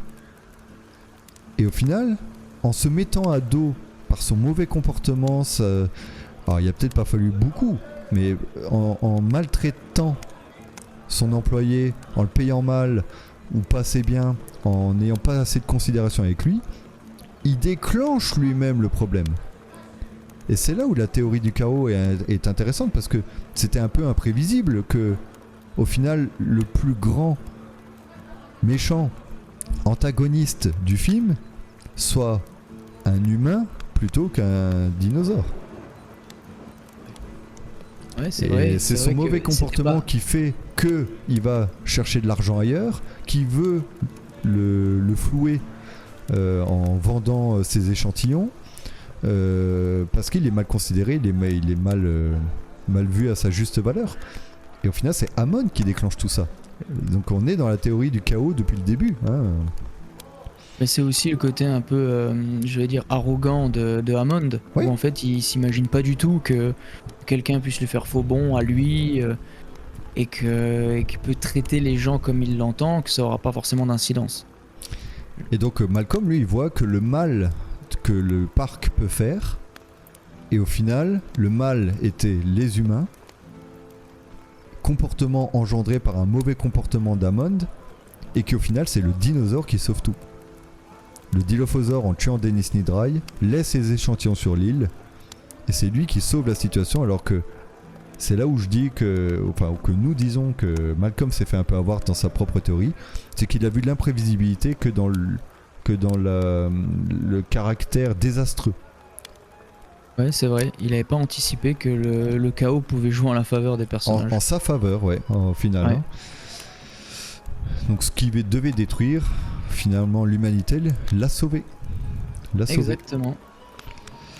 Je regarde un peu mes notes aussi, pour voir un peu ce qui a été dit ou pas dit. Ouais, donc on disait qu'il a disparu, Malcolm, mais sa théorie reste présente tout au long du film. Non. Il a un peu. Oui, ouais, c'est on ça, a oublié un avait élément évoqué le important fait aussi. L'ADN de grenouille. Ouais, ça effectivement. Ouais, c'est Vas-y, vrai. détaille-le un petit peu. Mais en fait, l'ADN de grenouille, c'est l'idée en fait que. Alors déjà, la grenouille, ma compréhension, c'est que c'est une espèce hermaphrodite. Ouais, alors Donc, je crois certaines, pas toutes. Ah, certaines. Il me semble que d'accord, Grant certaines. dit certaines grenouilles le sont. Certains types de grenouilles. Je suis pas sûr qu'elles le soient toutes, mais enfin, celle-là en tout cas, oui. Voilà. Celle du film, D'accord. Ouais. Ben, en fait, en utilisant l'ADN de grenouille, en fait, ils veulent maîtriser les naissances et ne reproduire que des femelles. Et ils utilisent En de l'ADN de pensant grenouille. contrôler. En Toujours pensant dans cet contrôler. aspect de dire, nous on a la main mise même sur la reproduction.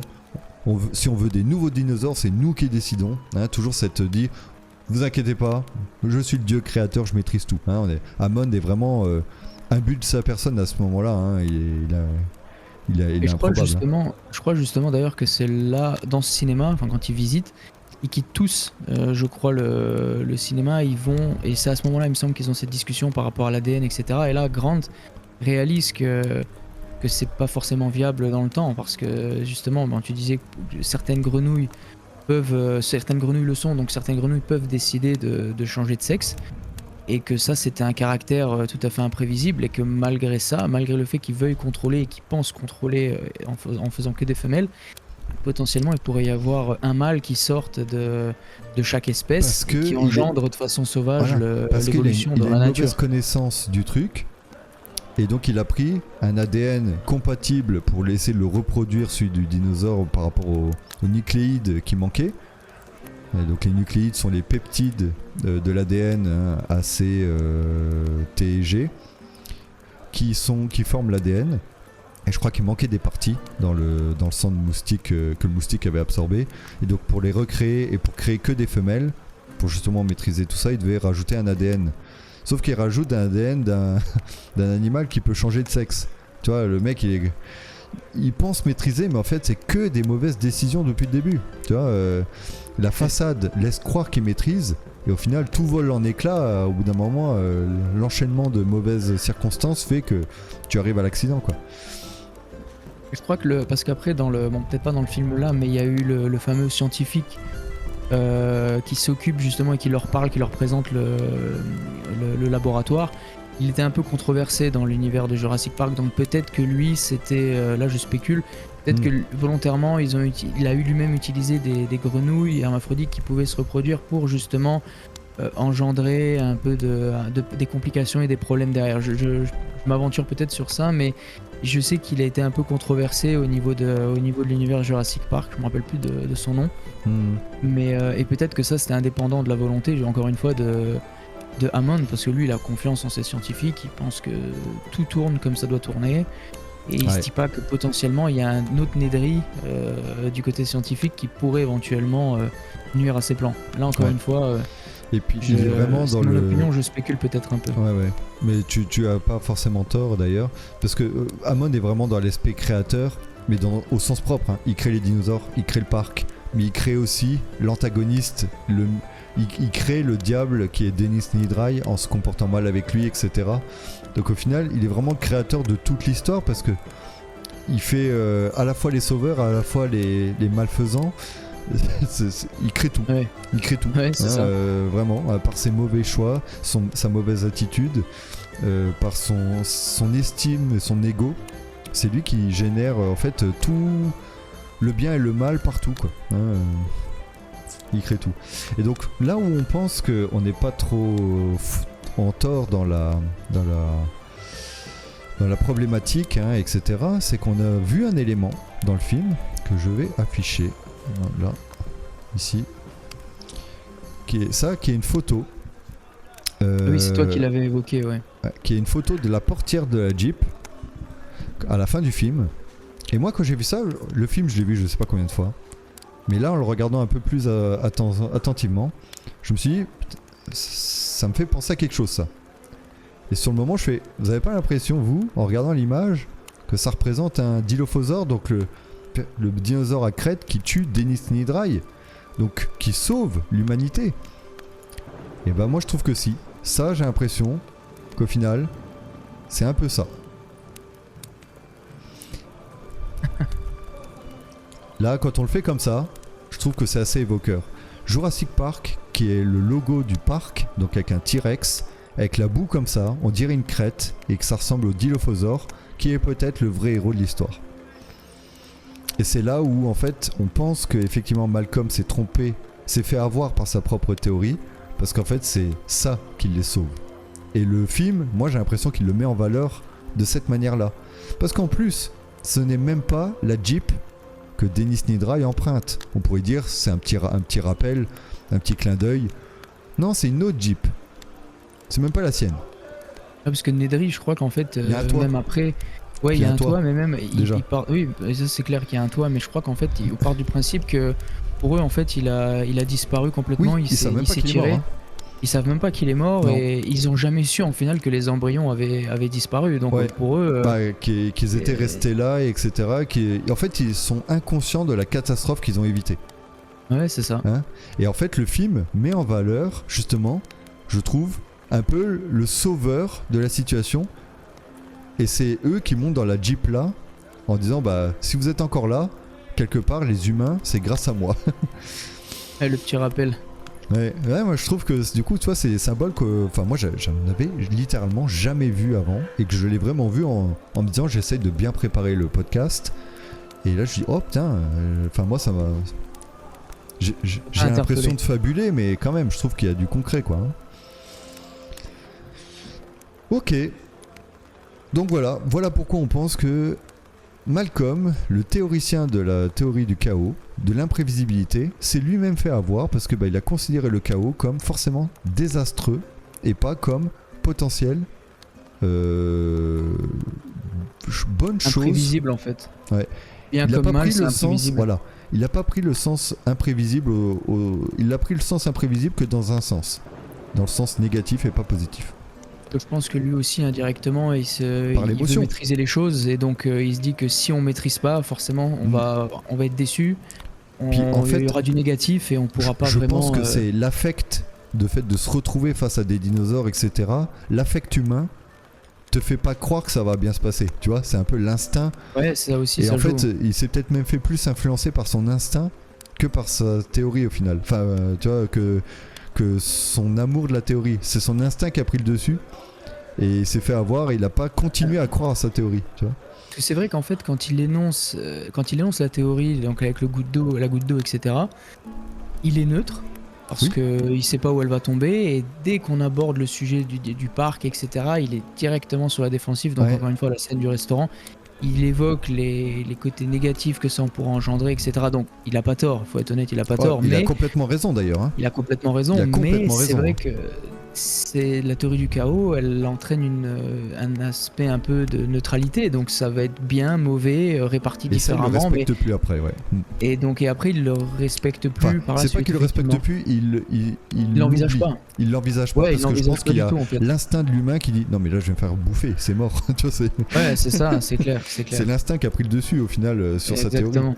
Mm. Exactement. Ok, bon bah on a fini sur la problématique. Dites-nous en commentaire un peu ce que vous avez pensé de tout ça, des éléments. Est-ce que la photo avec le Dilophosaure avec la boue sur la Jeep, vous l'aviez remarqué ou pas? Dites-nous tout ça, dites-nous un peu ce que vous en avez pensé. Et je pense que on peut passer à la deuxième partie du podcast qui est plutôt les mini-jeux, etc. Hein, qu'est-ce que t'en penses? Ça va être fun. Bah oui, je pense. Alors, du coup, on va lancer... on va peut-être remettre vite fait le parchemin. Ouais, pour que les gens puissent suivre, Voilà. parce qu'on parle Ah, depuis un d'ailleurs, moment. j'ai pas mis les bulles du Bard pour faire suivre. Ah ouais. J'ai oublié. Donc là, on Ah, le est au Bard point était distrait. 7, la scène coup de cœur. Donc on va se mettre le petit générique et tu vas me parler un peu de ta scène coup de cœur de ce film. Petit générique, attention. La scène coup de cœur. Quelle était ta scène coup de cœur pour toi? Moi, c'est très clairement la scène où ils arrivent sur le parc avec les jeeps et que le professeur Grant, le groupe en fait rencontre les dinosaures pour la première fois. Hmm. L'intensité émotionnelle, donc en fait je trouve que déjà que la scène est super bien filmée, Oui, où en il y a fait des on beaux démarre, ouais, on démarre en fait sur la Jeep.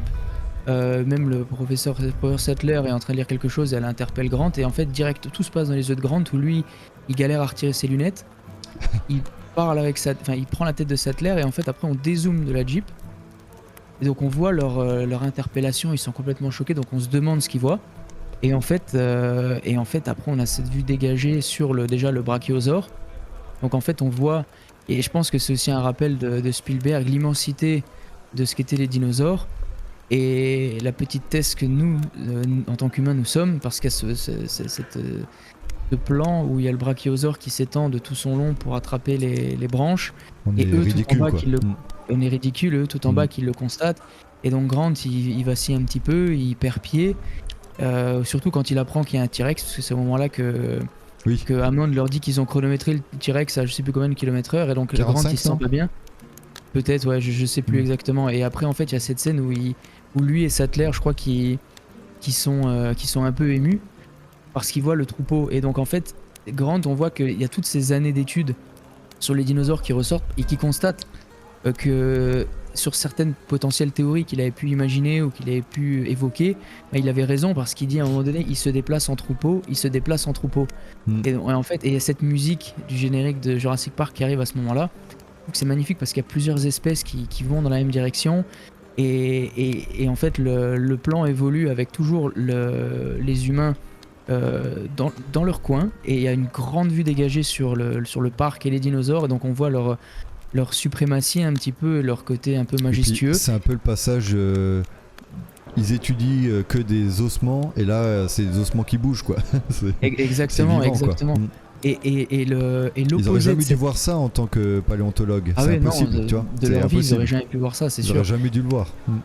Et l'opposé de cette scène, je sais pas si tu t'en rappelles, c'est la réflexion de Gennaro dans la Jeep, je crois qu'il est toujours dans la Jeep, et il dit nous allons faire une fortune avec ce parc. Et en fait on a vraiment les opposés des visions, ouais.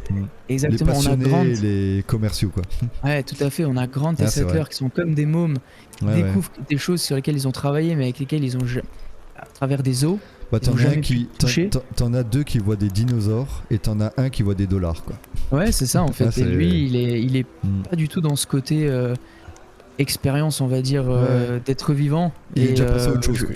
Je vais pas dire d'humain parce que c'est pas des humains, mais cette expérience vraiment entre êtres vivants et de contemplation. Lui, il est directement sur l'aspect. Il est venu pour ça, il fait son job, il doit attester le parc, ce qu'il voit, ça lui plaît, il va pouvoir vendre des trucs.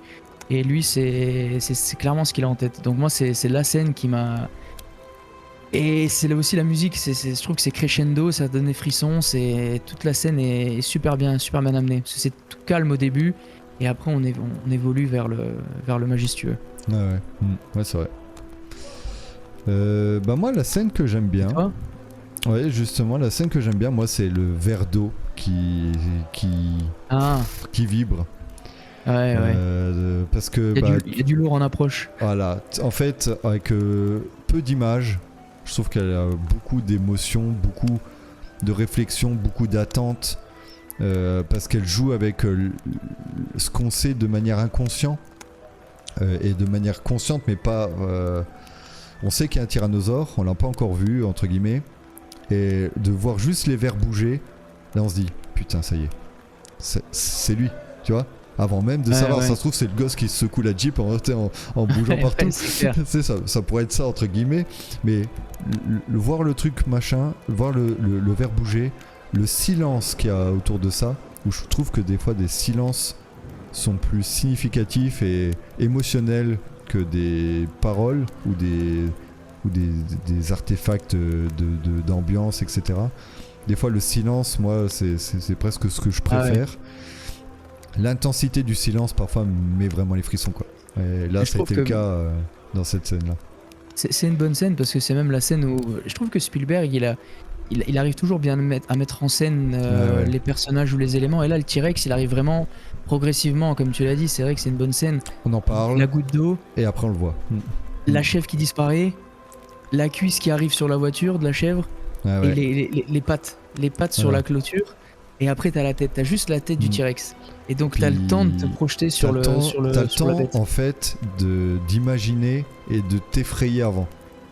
Tu vois, ouais, c'est ça. Il te tient en haleine, quoi. Il te tient en haleine. Et moi, j'aime bien cette scène-là. Et moi, ce plan, même, des fois, même juste le plan du verre, avec juste le bruit en arrière-plan des pas lourds, qui résonne dans un silence, j'ai envie de dire, mortuaire déjà.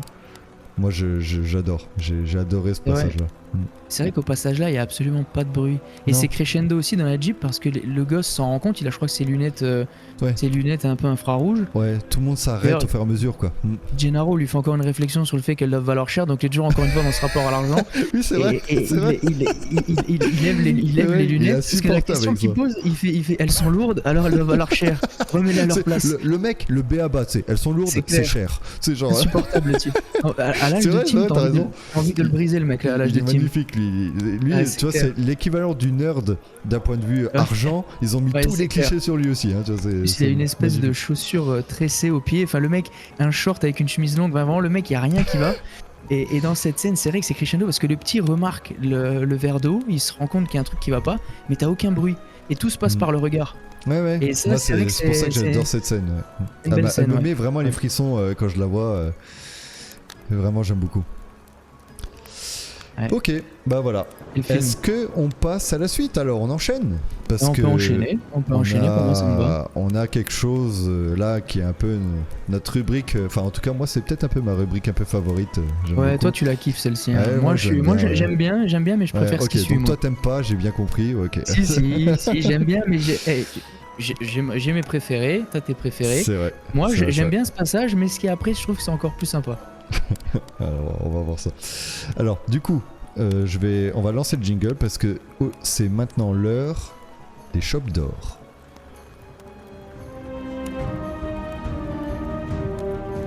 La Taverne de Tom vous présente la cérémonie des shops d'or.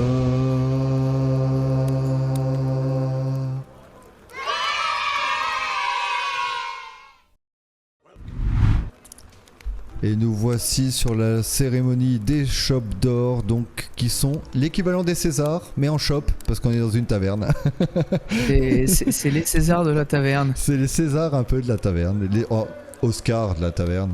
Oscar, oui, mais on est français, Ouais, écoute, ouais, mais non, moi je préfère les Oscars quand même. Voilà, c'est surcoté ça maintenant. Ouais. Alors donc nous sommes au moment des shops d'or, et donc on va parler... pour offrir la première shop d'or de l'histoire de la dernière tournée, hein, quand même. On va faire la shop d'or du prix du personnage le plus useless. Quel est pour toi le personnage le plus inutile du film? À ton avis, Gennaro. Gennaro? Ah, moi je trouve qu'il est pas inutile, mais ouais, ok. Ah ouais? Moi, tu sais que j'ai ouais. dit le docteur Henry Wu. Ah bah ouais. Oh.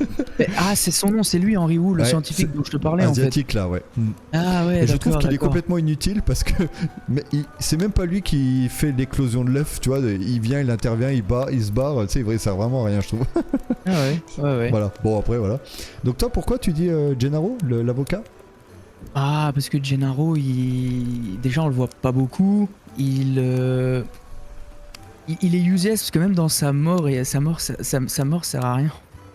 Elle est trop marrante, mais le gars il est sur le toilette, il a une mort vachement horrible, mais il sert à rien parce qu'en fait il a aucune incidence pour moi sur le parc. Pour moi le seul passage notable de Gennaro, c'est dans la Jeep, l'échange avec Hammond, où Hammond en fait il y a cet échange où il est dit dans 48 heures si les actionnaires que je représente sont satisfaits, alors je serai satisfait, un truc comme ça. Oui, et en oui. fait il parle en gros de businessman. Bah, il incarne Et- vraiment les actionnaires, quoi. Ouais, Voilà. il est dedans, il est chiant, même avec l'histoire des lunettes. Je trouve qu'il sert à rien. Il fait rire, c'est vrai qu'il fait rire, mais je le trouve, qu'il soit là ou pas là, il a pas d'incidence sur le film pour moi. Donc Henry Wu, j'ai pas la photo, hein, mais si vous voulez le chercher, c'est le scientifique asiatique de Hammond qui participe aux expériences, quoi. Hein. Et d'ailleurs, l'avocat, je l'ai pas mis non plus, mais vous pouvez le trouver aussi. Gennaro, hein, ça, hein, son nom. Donald Gennaro, je crois. Donald ouais, Gennaro, ouais, ça. Ok, c'est ça. deuxième chope d'or. À qui quelle est la chope d'or? C'est le prix de la chope d'or du loupé de l'année. Selon toi, quel est le loupé de l'année dans Jurassic Park? Il pourrait y en avoir plusieurs, mais j'en ai une bien en Vas-y. tête. Et comme la principale, c'est Malcolm qui fait diversion face au T-Rex. Elle est- Oh putain, oui, c'est elle vrai, est- j'avais pas pensé à celle-là, mais elle est- oui, clairement. Elle est inutile à mort. C'est clair, non, c'est vrai, elle Le est gars, complètement il- inutile. C'est il un a vrai fait loupé. il donne tout ce qu'il a. Allez chercher les gosses. Mais et puis justement, il tue Gennaro indirectement. Donc, Et ben justement, c'est ça C'est qui est un marrant loupé parce de que moi j'ai mis la mort de Gennaro sur le toilette. Donc on est vraiment sur la même scène, mais pas le même moment. Mais ah ouais, j'ai la c'est conséquence, tu as l'origine. clair. Ah ouais, non, mais c'est Ouais, on une est assez scène d'accord quand même, hein, burlesque, au final. limite. C'est incroyablement improbable. C'est Y a un vrai rien qui loupé, va dans quoi. cette scène. Non, en fait t'as deux bons loupés dans la même Ah ouais, scène. c'est Quoi. clair. Parce que le mec, plutôt que de partir, il se met sur les chiottes, le gars. Mais là, en plus, c'est une bonne plan. Quelle idée! Parce que, mais c'est une Mais bonne quelle plan parce que idée. tu peux pas te dire. Tu peux pas dire en fait que c'est juste qu'en fait avec Il le. fait je l'autruche, sais- le gars. Oui, je sais même pas. C'est vrai que le mec lâche, il a quitté les gosses directement. Oui, en plus, Il oui. sert à rien, je t'ai dit, il sert à rien. Il a C'est même vrai. quitté les gosses dans la Jeep. Maintenant qu'on en parle, ça me revient là. Ah, il est ridicule. On passe à la troisième chope d'or, mon cher Perceval. Ah, Le ouais. prix de la chope d'or du personnage le plus infâme. Le plus Alors, infâme. alors, on peut le faire de manière second degré ou premier degré. Hein. On a le droit de le choisir comme on veut. Vas-y. Bah, je vais le prendre. Alors, pas forcément comme le personnage le plus antipathique, parce que je pense qu'il a ses raisons. Mais je dirais le plus infâme. Je dirais Nedry dans le fait qu'il veuille. Il veuille vendre des embryons par derrière. C'est plus cet aspect-là en fait que je trouve qui est pas trop clean. Après, il a ses raisons, mais je trouve que c'est pas cool. Mais j'ai le même. J'ai t'as le mis même, ouais. Dennis Nedry aussi, ouais, qui est... Même si Hammond a déclenché tout ça, je pense, par son mauvais comportement et qu'il méritait pas cette maltraitance psychologique, t'as pas à faire ça derrière, quoi. Ouais, c'est Franchement, vrai. pour de Après, je l'argent trouve et pas- machin, tu vas pas mettre l'humanité en danger normalement pour de l'argent. Enfin, si tu peux, mais dans ce cas-là, t'es infâme. Ouais, c'est vrai. Mais c'est là que je trouve que Jurassic Park c'est bien fait dans le sens où en fait, ça parle réellement d'humain au final. Il y a des dinosaures, mais ça parle des relations humaines, ça parle du caractère humain. Qu'est-ce que l'humain est prêt à faire quand il y a une situation qu'il aime pas ou des gens qui le dénigrent un peu. Jusqu'où t'es prêt à aller en fait. Oui. Et c'est ça qui est un peu aussi caractérisé dans le fait que Dennis Nedry veuille vendre les embryons plus offrants. Donc il est infâme dans ce caractère-là, même si après il y a des éléments qui font que tu peux peut-être comprendre l'acharnement psychologique qui subit Oui, des fois. ça, impardonnable de la part d'Hammond quand même. Hein. Ouais. C'est vrai. Alors, on passe à la suivante. Le prix de la Chope d'Or du meilleur binôme ou trio. Ou triome. Ça se dit triome? Je sais pas. Aucune idée. Aucune Bon, idée. bref, Je du meilleur sais pas. binôme ou trio. Ouais, bah pour moi, c'est le trio Grant, Lex et Timmy. Ils sont au top. Ah ouais. Toi, t'as mis les pour moi, trois. Ok. Ah, j'ai mis ce trio, ouais. Je trouve ils se complètent bien parce que Lex, en fait, elle rajoute, elle est pas forcément, c'est pas la plus courageuse, mais elle rajoute dans le sens où ils sont encore plus protecteurs vis-à-vis d'elle. Et même elle commence, elle est influente aussi à un moment donné quand ils sont dans la cuisine, elle commence un peu à prendre des initiatives. Ouais. Je vais pas juger, elle est devant des dinosaures, donc ce serait malvenu de ma part, mais dans cette situation, je sais pas comment on pourrait réagir, mais je trouve qu'au début, elle est vachement peureuse, sur le fil électrique, Oui, etc. Et après, elle gagne en assurance, même dans la cuisine, c'est elle qui prend un peu Timmy sous son et aile. qui agite le truc pour attirer l'attention du vélociraptor et tout. Elle agite le truc, je trouve que c'est un trio qui se complète bien à différents moments en fait. Alors moi, tu vois, j'ai mis un duo plutôt qu'un trio, et moi j'ai mis Alan et Tim, justement. Et j'ai pas mis Lex dedans. Alors Lex, juste on va la montrer parce qu'on l'a pas montré, c'est la seule que j'ai pas montrée. Qu'on la montre quand même. Donc Lex, c'est la sœur de Tim. Ici, voilà. Qui sont les deux petits enfants de Hammond. Hein. Ouais, donc moi j'ai mis Alan et Tim parce que je trouve qu'ils ont un superbe échange en termes d'humour. Ils ont le même humour et ils se complètent bien dans l'humour. Moi j'ai la scène de la voiture qui tombe de l'arbre où Tim il fait bon, eh ben on est de nouveau dans la voiture. Genre... Et moi je trouve que je sais pas, Alan et Tim ça faisait très père-fils, je trouvais au final, plus qu'avec Lex. Et moi j'ai bien aimé ce duo là parce que je trouvais qu'ils ont une vraie complicité aussi tous les deux. Après tu as raison sur Lex aussi là, mais moi je le sentais plus sur Tim et Lex. Je trouve qu'il y a plus d'échanges, même en termes d'humour. T'as raison. Tu vois. Ouais, c'est un bon argument, hein, c'est vrai. C'est quand il se fait électrocuter, qu'il tombe, il fait 3.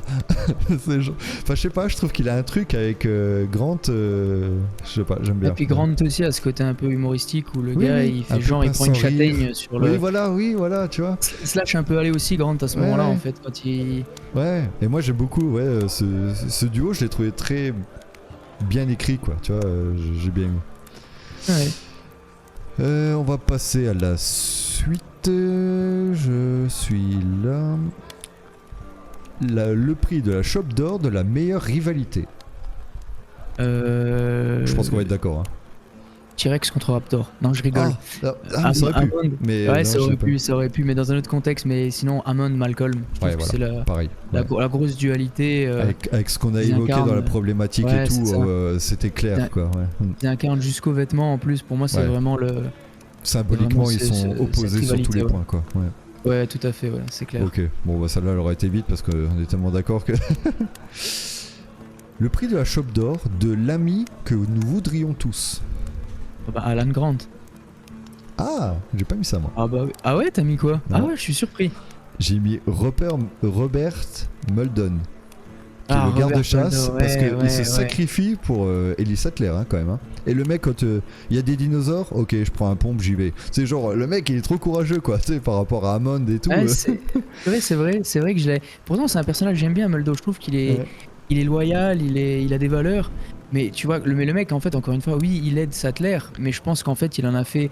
Alors, je pense que ça fait écho à l'employé qui est mort. Parce qu'en fait, tu sais, le raptor qui veut tuer, c'est la femelle. Donc à chaque fois, il se réfère à elle en disant elle. Ah, et c'est la raptor qui a buté l'employé au début. Et je pense qu'il en fait une affaire personnelle où il veut la buter lui-même. Et il se dit, si j'ai pas Sattler dans mes pattes, au moins, il y a que moi. Tu vois, je prends pas le risque de m'exposer à quelqu'un d'autre. Donc il va vraiment régler ses comptes avec elle directement dans la forêt. Ouais. Ce qui est donc vrai, indirectement, c'est vrai qu'il se sacrifie, mais je pense qu'il le fait aussi par péché d'orgueil. Il est toujours là pour débloquer une situation, quoi. Tu vois, oui, c'est vrai. Malcolm, même quand il prend la Jeep avec Hammond, il y va pas trop. En gros, c'est vrai qu'il a pas hésité à partir avec. Les deux voix du bien et du mal restent des voix, sont pas très actifs au final. Hein. C'est tous les personnages autour qui sont obligés de galérer. Ouais, en gros, si ces deux personnages-là n'existaient pas, c'est comme si on avait deux voix dans nos têtes constamment. C'est un peu pareil, je trouve. Tu vois, alors que Robert Muldoon, lui, il est vraiment genre, bon, il faut y aller, bah j'y vais. Tu vois, et tu te dis, oh putain, un ami comme ça, tu te dis, wow, Muldo, c'est vrai qu'il prend même la Jeep avec Sattler, ils vont sur les non, lieux, non, ils récupèrent, mais ils trouvent Malcolm, c'est eux qui l'aident. Ouais, Non, ouais. c'est vrai que je suis d'accord avec toi. Ça, Moi, je voyais c'est- plus Alan Grant dans le sens où le mec, tu sens que le mec, il est pas dans son environnement, on va dire, classique. Mais le gars, malgré tout, c'est un survivaliste d'un côté. Le gars, il s'en sort. C'est le genre de gars, c'est un peu Bear Grylls, tu vois, dans un autre Oui, contexte. aussi, oui. Donc le mec, potentiellement, fusil à t'es en pompe, forêt. Voilà, ouais. T'es en Un forêt peu avec, t'es en forêt avec Alan Grant. Le gars, potentiellement, il va te dire quoi manger, qu'est-ce que tu peux manger, qu'est-ce lui, qui il est va bon. vraiment pouvoir. Il va te Lui, il est pas conseiller dans tout, tu l'aspect vois. destruction, il est dans comme Muldoon, avec son fusil à Ouais. pompe. Mais Ouais, lui, il ouais. est dans l'aspect vraiment de je survis. Voilà, je connais, Ouais, je c'est survis. ça. Voilà, ça c'est vrai. Donc c'est Oui. sur cet aspect-là que je le voyais. Et clairement, le mec, Bah là, clairement, s'il faut être dans il un est monde de présent. dinosaures avec quelqu'un, vaut mieux être avec lui quoi. Ouais, Ça, c'est clair. Ok, très bien. Le prix de la Chope d'Or de la meilleure évolution. Pour toi, qui est la meilleure évolution de personnage? Bah, la meilleure évolution, alors j'en ai deux, mais il y en a Vas-y. une, c'est vraiment humoristique. Et alors, vraiment, Alors, sincèrement, c'est techniquement, pour moi, faut en c'est. choisir qu'une. Ouais, je sais, non, c'est Alan Grant, ça reste Alan Grant. Alan Grant. Alan Grant, pour Bon, moi, allez, c'est. Ouais, comme j'allais dire ça, dis ton humoristique, vas-y. non, Si, j'allais vas-y. dire le T-Rex parce qu'en fait, il finit par s'en prendre au Raptor pour aider le groupe. Donc au final, il évolue dans le sens où au début, il attaque les humains et après, il finit par les aider. Mais c'était pour le Ouais. petit côté. Mais non, mais je trouve vraiment qu'Alan Grant, c'est celui qui a la plus belle évolution dans le sens où. On voit que c'est le personnage qui est plus appliqué à l'écriture aussi. Hein. Ouais, c'est ça. Il a déjà une certaine sagesse au début du film. Il est un peu dans cette euphorie, il se fait prendre par ses émotions au début et il comprend vite les limites. Et puis même après, quand il s'agit de mettre les enfants en sécurité, il n'y a plus de trucs genre j'aime pas les gosses. Non, priorité, c'est on les sécurise. On crée une espèce de cocon où on va être bien. Et même à la fin, tu vois qu'il est exténué dans l'avion, mais il les prend encore par le bras. Enfin, tu vois qu'il a vraiment évolué sur beaucoup d'aspects, dont cet aspect de protecteur en fait.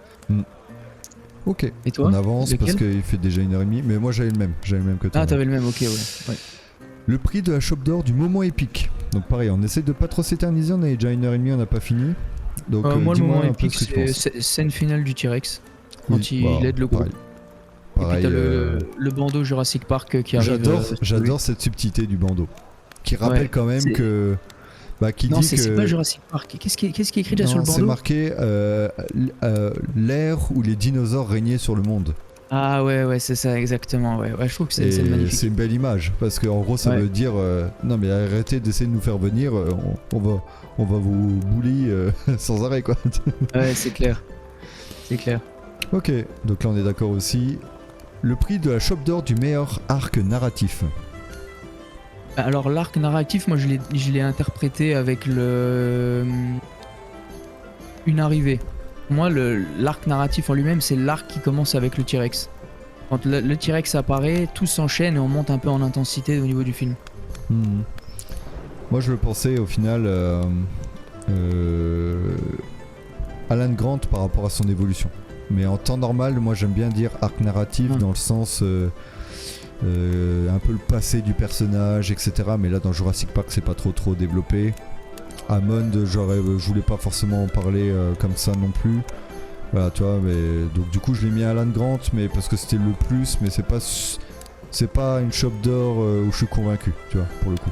Ouais. Toi t'as d'autres personnages avec une histoire, etc., un background beaucoup plus intéressant par exemple.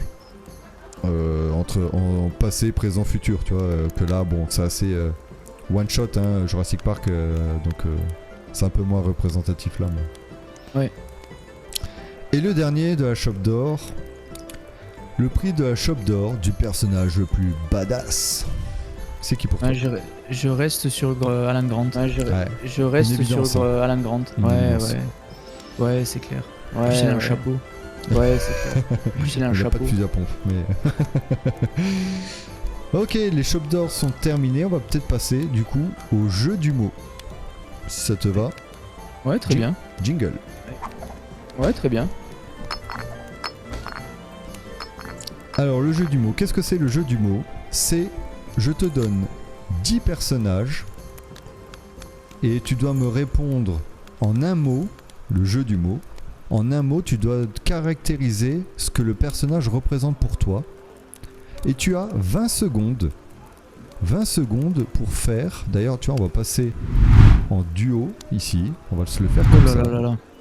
La pression monte. Oh là là On va là se là. le faire en duo comme ça. La pression monte. Regarde, on va même enlever là. On a le dos à dos. Ah non, ça c'est le dos à dos. Oh là là, je spoil. Oh là là là là là là. Oh là là. Donc, on Oh là a là là là là là. le chrono ici qu'on va mettre juste là. On va mettre 20 secondes. 20 secondes pour donner un mot qui caractérise le personnage que je vais te donner. En sachant que ce jeu-là, on va essayer de faire un truc qui est moyennement établi mais qu'on va améliorer par la suite. C'est qu'on va se donner des points. Si on arrive à faire ces 10 questions avec des réponses quand même un minimum cohérentes, sans jamais répéter 2 fois la même, on va se donner un point.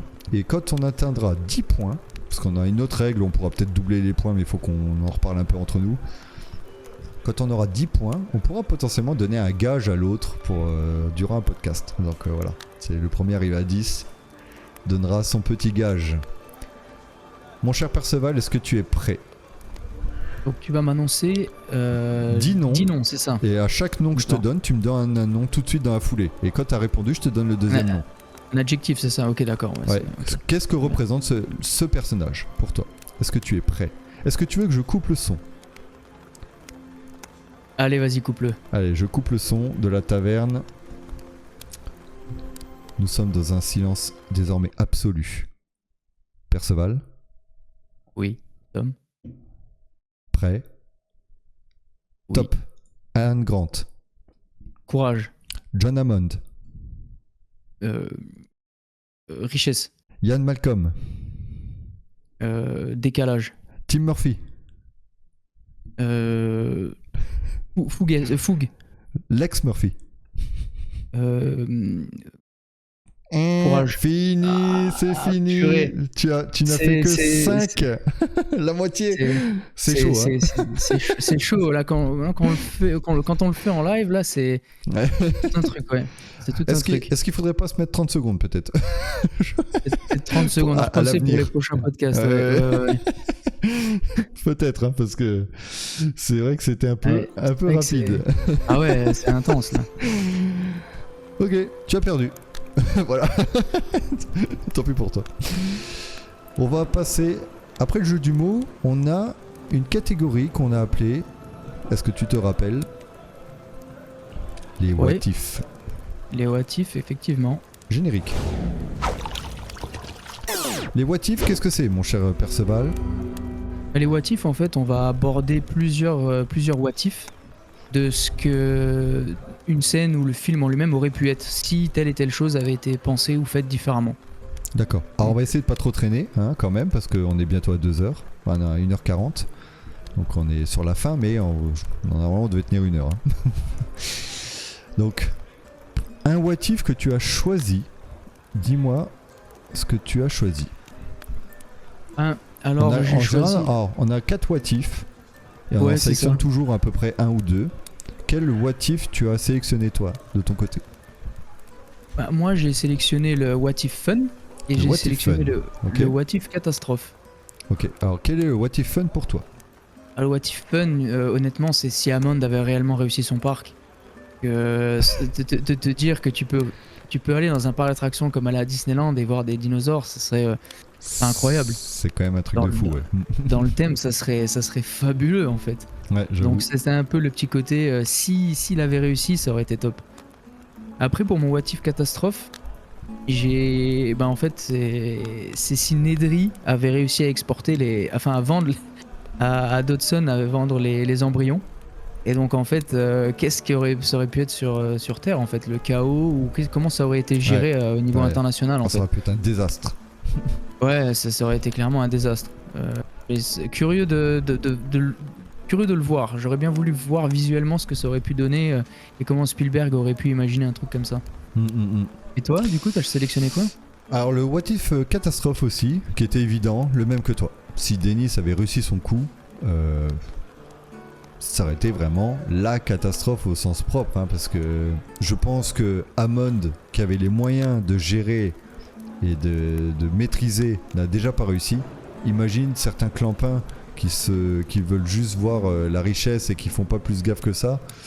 Là, ça aurait pu être un désastre. Hein. Ouais, et après, j'ai choisi un What If épique. J'ai pas pris de What If fun, j'ai pris un What If épique et je me suis dit, imagine le What If épique, c'est Muldoon avec le fusil à pompe, il nique tous les vélociraptors. C'est genre en mode épique. Ah ouais, j'avoue que. Ah ouais, effectivement. Ah, ça aurait été un le gros mec, délire. il met tous les vélociraptors à la Matrix là, tu sais, genre je les fume. Et potentiellement le mec devient cinglé potentiellement. Le gars il, ouais, c'est genre une décharge d'adrénaline énorme. Un et monstre, le gars un monstre, tu sais, Rambo quoi. Il va buter le T-Rex aussi, bam bam. Et je m'étais imaginé cette scène où il les nique au fusil à pompe genre en mode badass quoi. Ouais, franchement c'est bien vu, bien vu.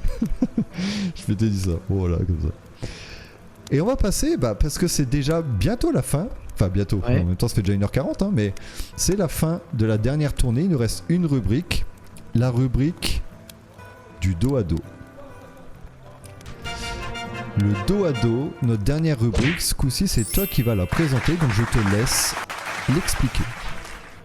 Tout à fait, donc en fait la rubrique du dos à dos, ça va être 10 questions en 30 secondes qui vont être données l'un pour l'autre. Donc à la fois, donc moi je peux commencer pour poser des questions à Tom et sur notre podcast Tom fera pareil avec moi de façon alternée. Ouais.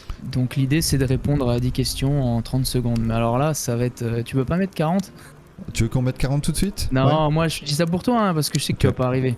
Okay. Mais si tu préfères faire le challenge et rester sur 30, on va dire 40. Je sais que t'aimes bien les défis. Ouais, je sais, mais là il n'y a pas les points en jeu. Donc je me dis allez autant faire 40. Ah ouais. Tu vois, y a pas donc de points en jeu. J'étais le cobaye pour le jeu du mot, donc là j'ai perdu. Écoute, mais là, toi, le prochain coup on fera un 20 quand même et on fera 30 à partir des fois d'après. D'accord ? On dit que le gage compte à partir du podcast prochain. Voilà. Ok, ça marche. Merci, allez vas-y, je t'écoute. Quand tu veux, je lance le chrono. Allez, tu es prêt ? Vas-y, c'est parti. Top. Est-ce que tu serais allé sur l'île ? Non. 2. Tu aurais fait comme Alan Grant et abandonné ta griffe de Raptor ? Non. Tu serais allé remettre les disjoncteurs à la place de Sattler ? Oui. Est-ce que tu aurais joué double jeu comme Nedry ? Non. C'est qui ton personnage préféré ? Grant. T'aimerais avoir un dinosaure de compagnie ? Oui. Si t'étais un dinosaure, lequel serais-tu ? T-Rex. Tu es plus Alan Grant ou Ian Malcolm ? Grant. Est-ce que tu penses qu'un jour nous assisterons à la création d'un parc jurassique ? J'espère pas. Et la dernière question, je la pose quand même si c'est fini. Et finalement, si tu en avais les moyens financiers et technologiques, est-ce que tu te lancerais dans la création d'un parc jurassique ? Même si j'adore l'aspect dinosaure, non jamais, trop dangereux. Trop dangereux et puis je pense que les choses qui sont passées sont passées. Ouais. Merci bien. Merci à toi. Ceci conclut le dos à dos. Et le dos à dos conclut et ce qui va conclure également la dernière tournée. Donc je vous remercie, on l'a fait, ça y est, le premier merci fait. Merci à toutes et à tous. Merci à tous d'avoir regardé, d'avoir liké la vidéo, commentez-la, n'hésitez pas à intervenir sur tout ce qu'on a dit, on a dit beaucoup de choses. N'hésitez pas à nous dire si vous êtes d'accord, pas d'accord, si vous avez vu d'autres choses, on n'a peut-être pas tout vu. N'hésitez pas à le dire en commentaire pour souligner un peu ce qu'on a dit et pensé. Et voilà, abonnez-vous aux chaînes pour nous aider. La chaîne Twitch, la chaîne YouTube, le Twitter aussi de la taverne. Plus on aura de monde, plus on aura d'influence et plus on sera aussi motivé pour continuer parce que c'est ce qui nous fait un peu hyper un peu. Ouais, c'est vrai. Mon cher personnage, comment tu as perçu cette première fois? Ouais, c'était intéressant. Ton dépucelage de podcast. Bien. Comment ça va? Les premières fois pour l'exercice, première fois que je fais cet exercice. Moi aussi. Ouais, mais t'es un peu plus habitué, toi, avec tes sessions de stream. T'as déjà l'habitude de parler dans un micro. Voilà, t'as une expérience qui est quand même un peu différente. Moi, je partais de zéro, donc clairement, c'était une grosse appréhension. Mais hâte de voir les retours que les gens vont nous faire, voir si on va se faire fact-checker sur des éléments qu'on aurait omis ou sur lesquels on serait trompé. Tout le monde, bon après voilà, mais c'est pas grave, tant que c'est dit poliment et tout. Après on verra Ouais, s'il y a voilà. des haters, hein, mais bon, on va dire si on a des haters, c'est que c'est le début de la gloire, mon petit Perceval. Espérons. Ouais, on va dire ça. Ouais. Comment t'as vécu alors la première fois t'as passé un bon moment? Ouais, c'était sympa. C'était sympa. C'était un bon moment. On a bien échangé sur un sujet qui nous plaît. Donc franchement, c'était un moment agréable. Ouais, moi j'ai très apprécié aussi. Ouais. Et ben on va conclure là-dessus et puis ben on vous remercie d'avoir regardé encore. N'hésitez pas à participer à tout ça et puis on se donne rendez-vous dans à peu près 6 semaines pour le prochain. Ça sera à peu près toutes les 6 semaines. On a mis le Easter egg. On sait pas si vous avez trouvé la suite. Je ne pense pas. Personnellement, je ne pense pas que vous avez trouvé. Mais c'est aussi le but. Donc voilà. Si vous avez des idées, commentez, dites-nous ce que vous pensez quel sera le prochain la prochaine dernière tournée sur quel sujet. Mon cher Perceval, il est temps de se dire au revoir. Merci pour l'invitation dans la taverne, Tom, et merci à toutes et à tous. Bonne journée, bonne soirée. Et bonne journée à vous et à tous et à bientôt à la taverne de Tom. Ciao. Ciao.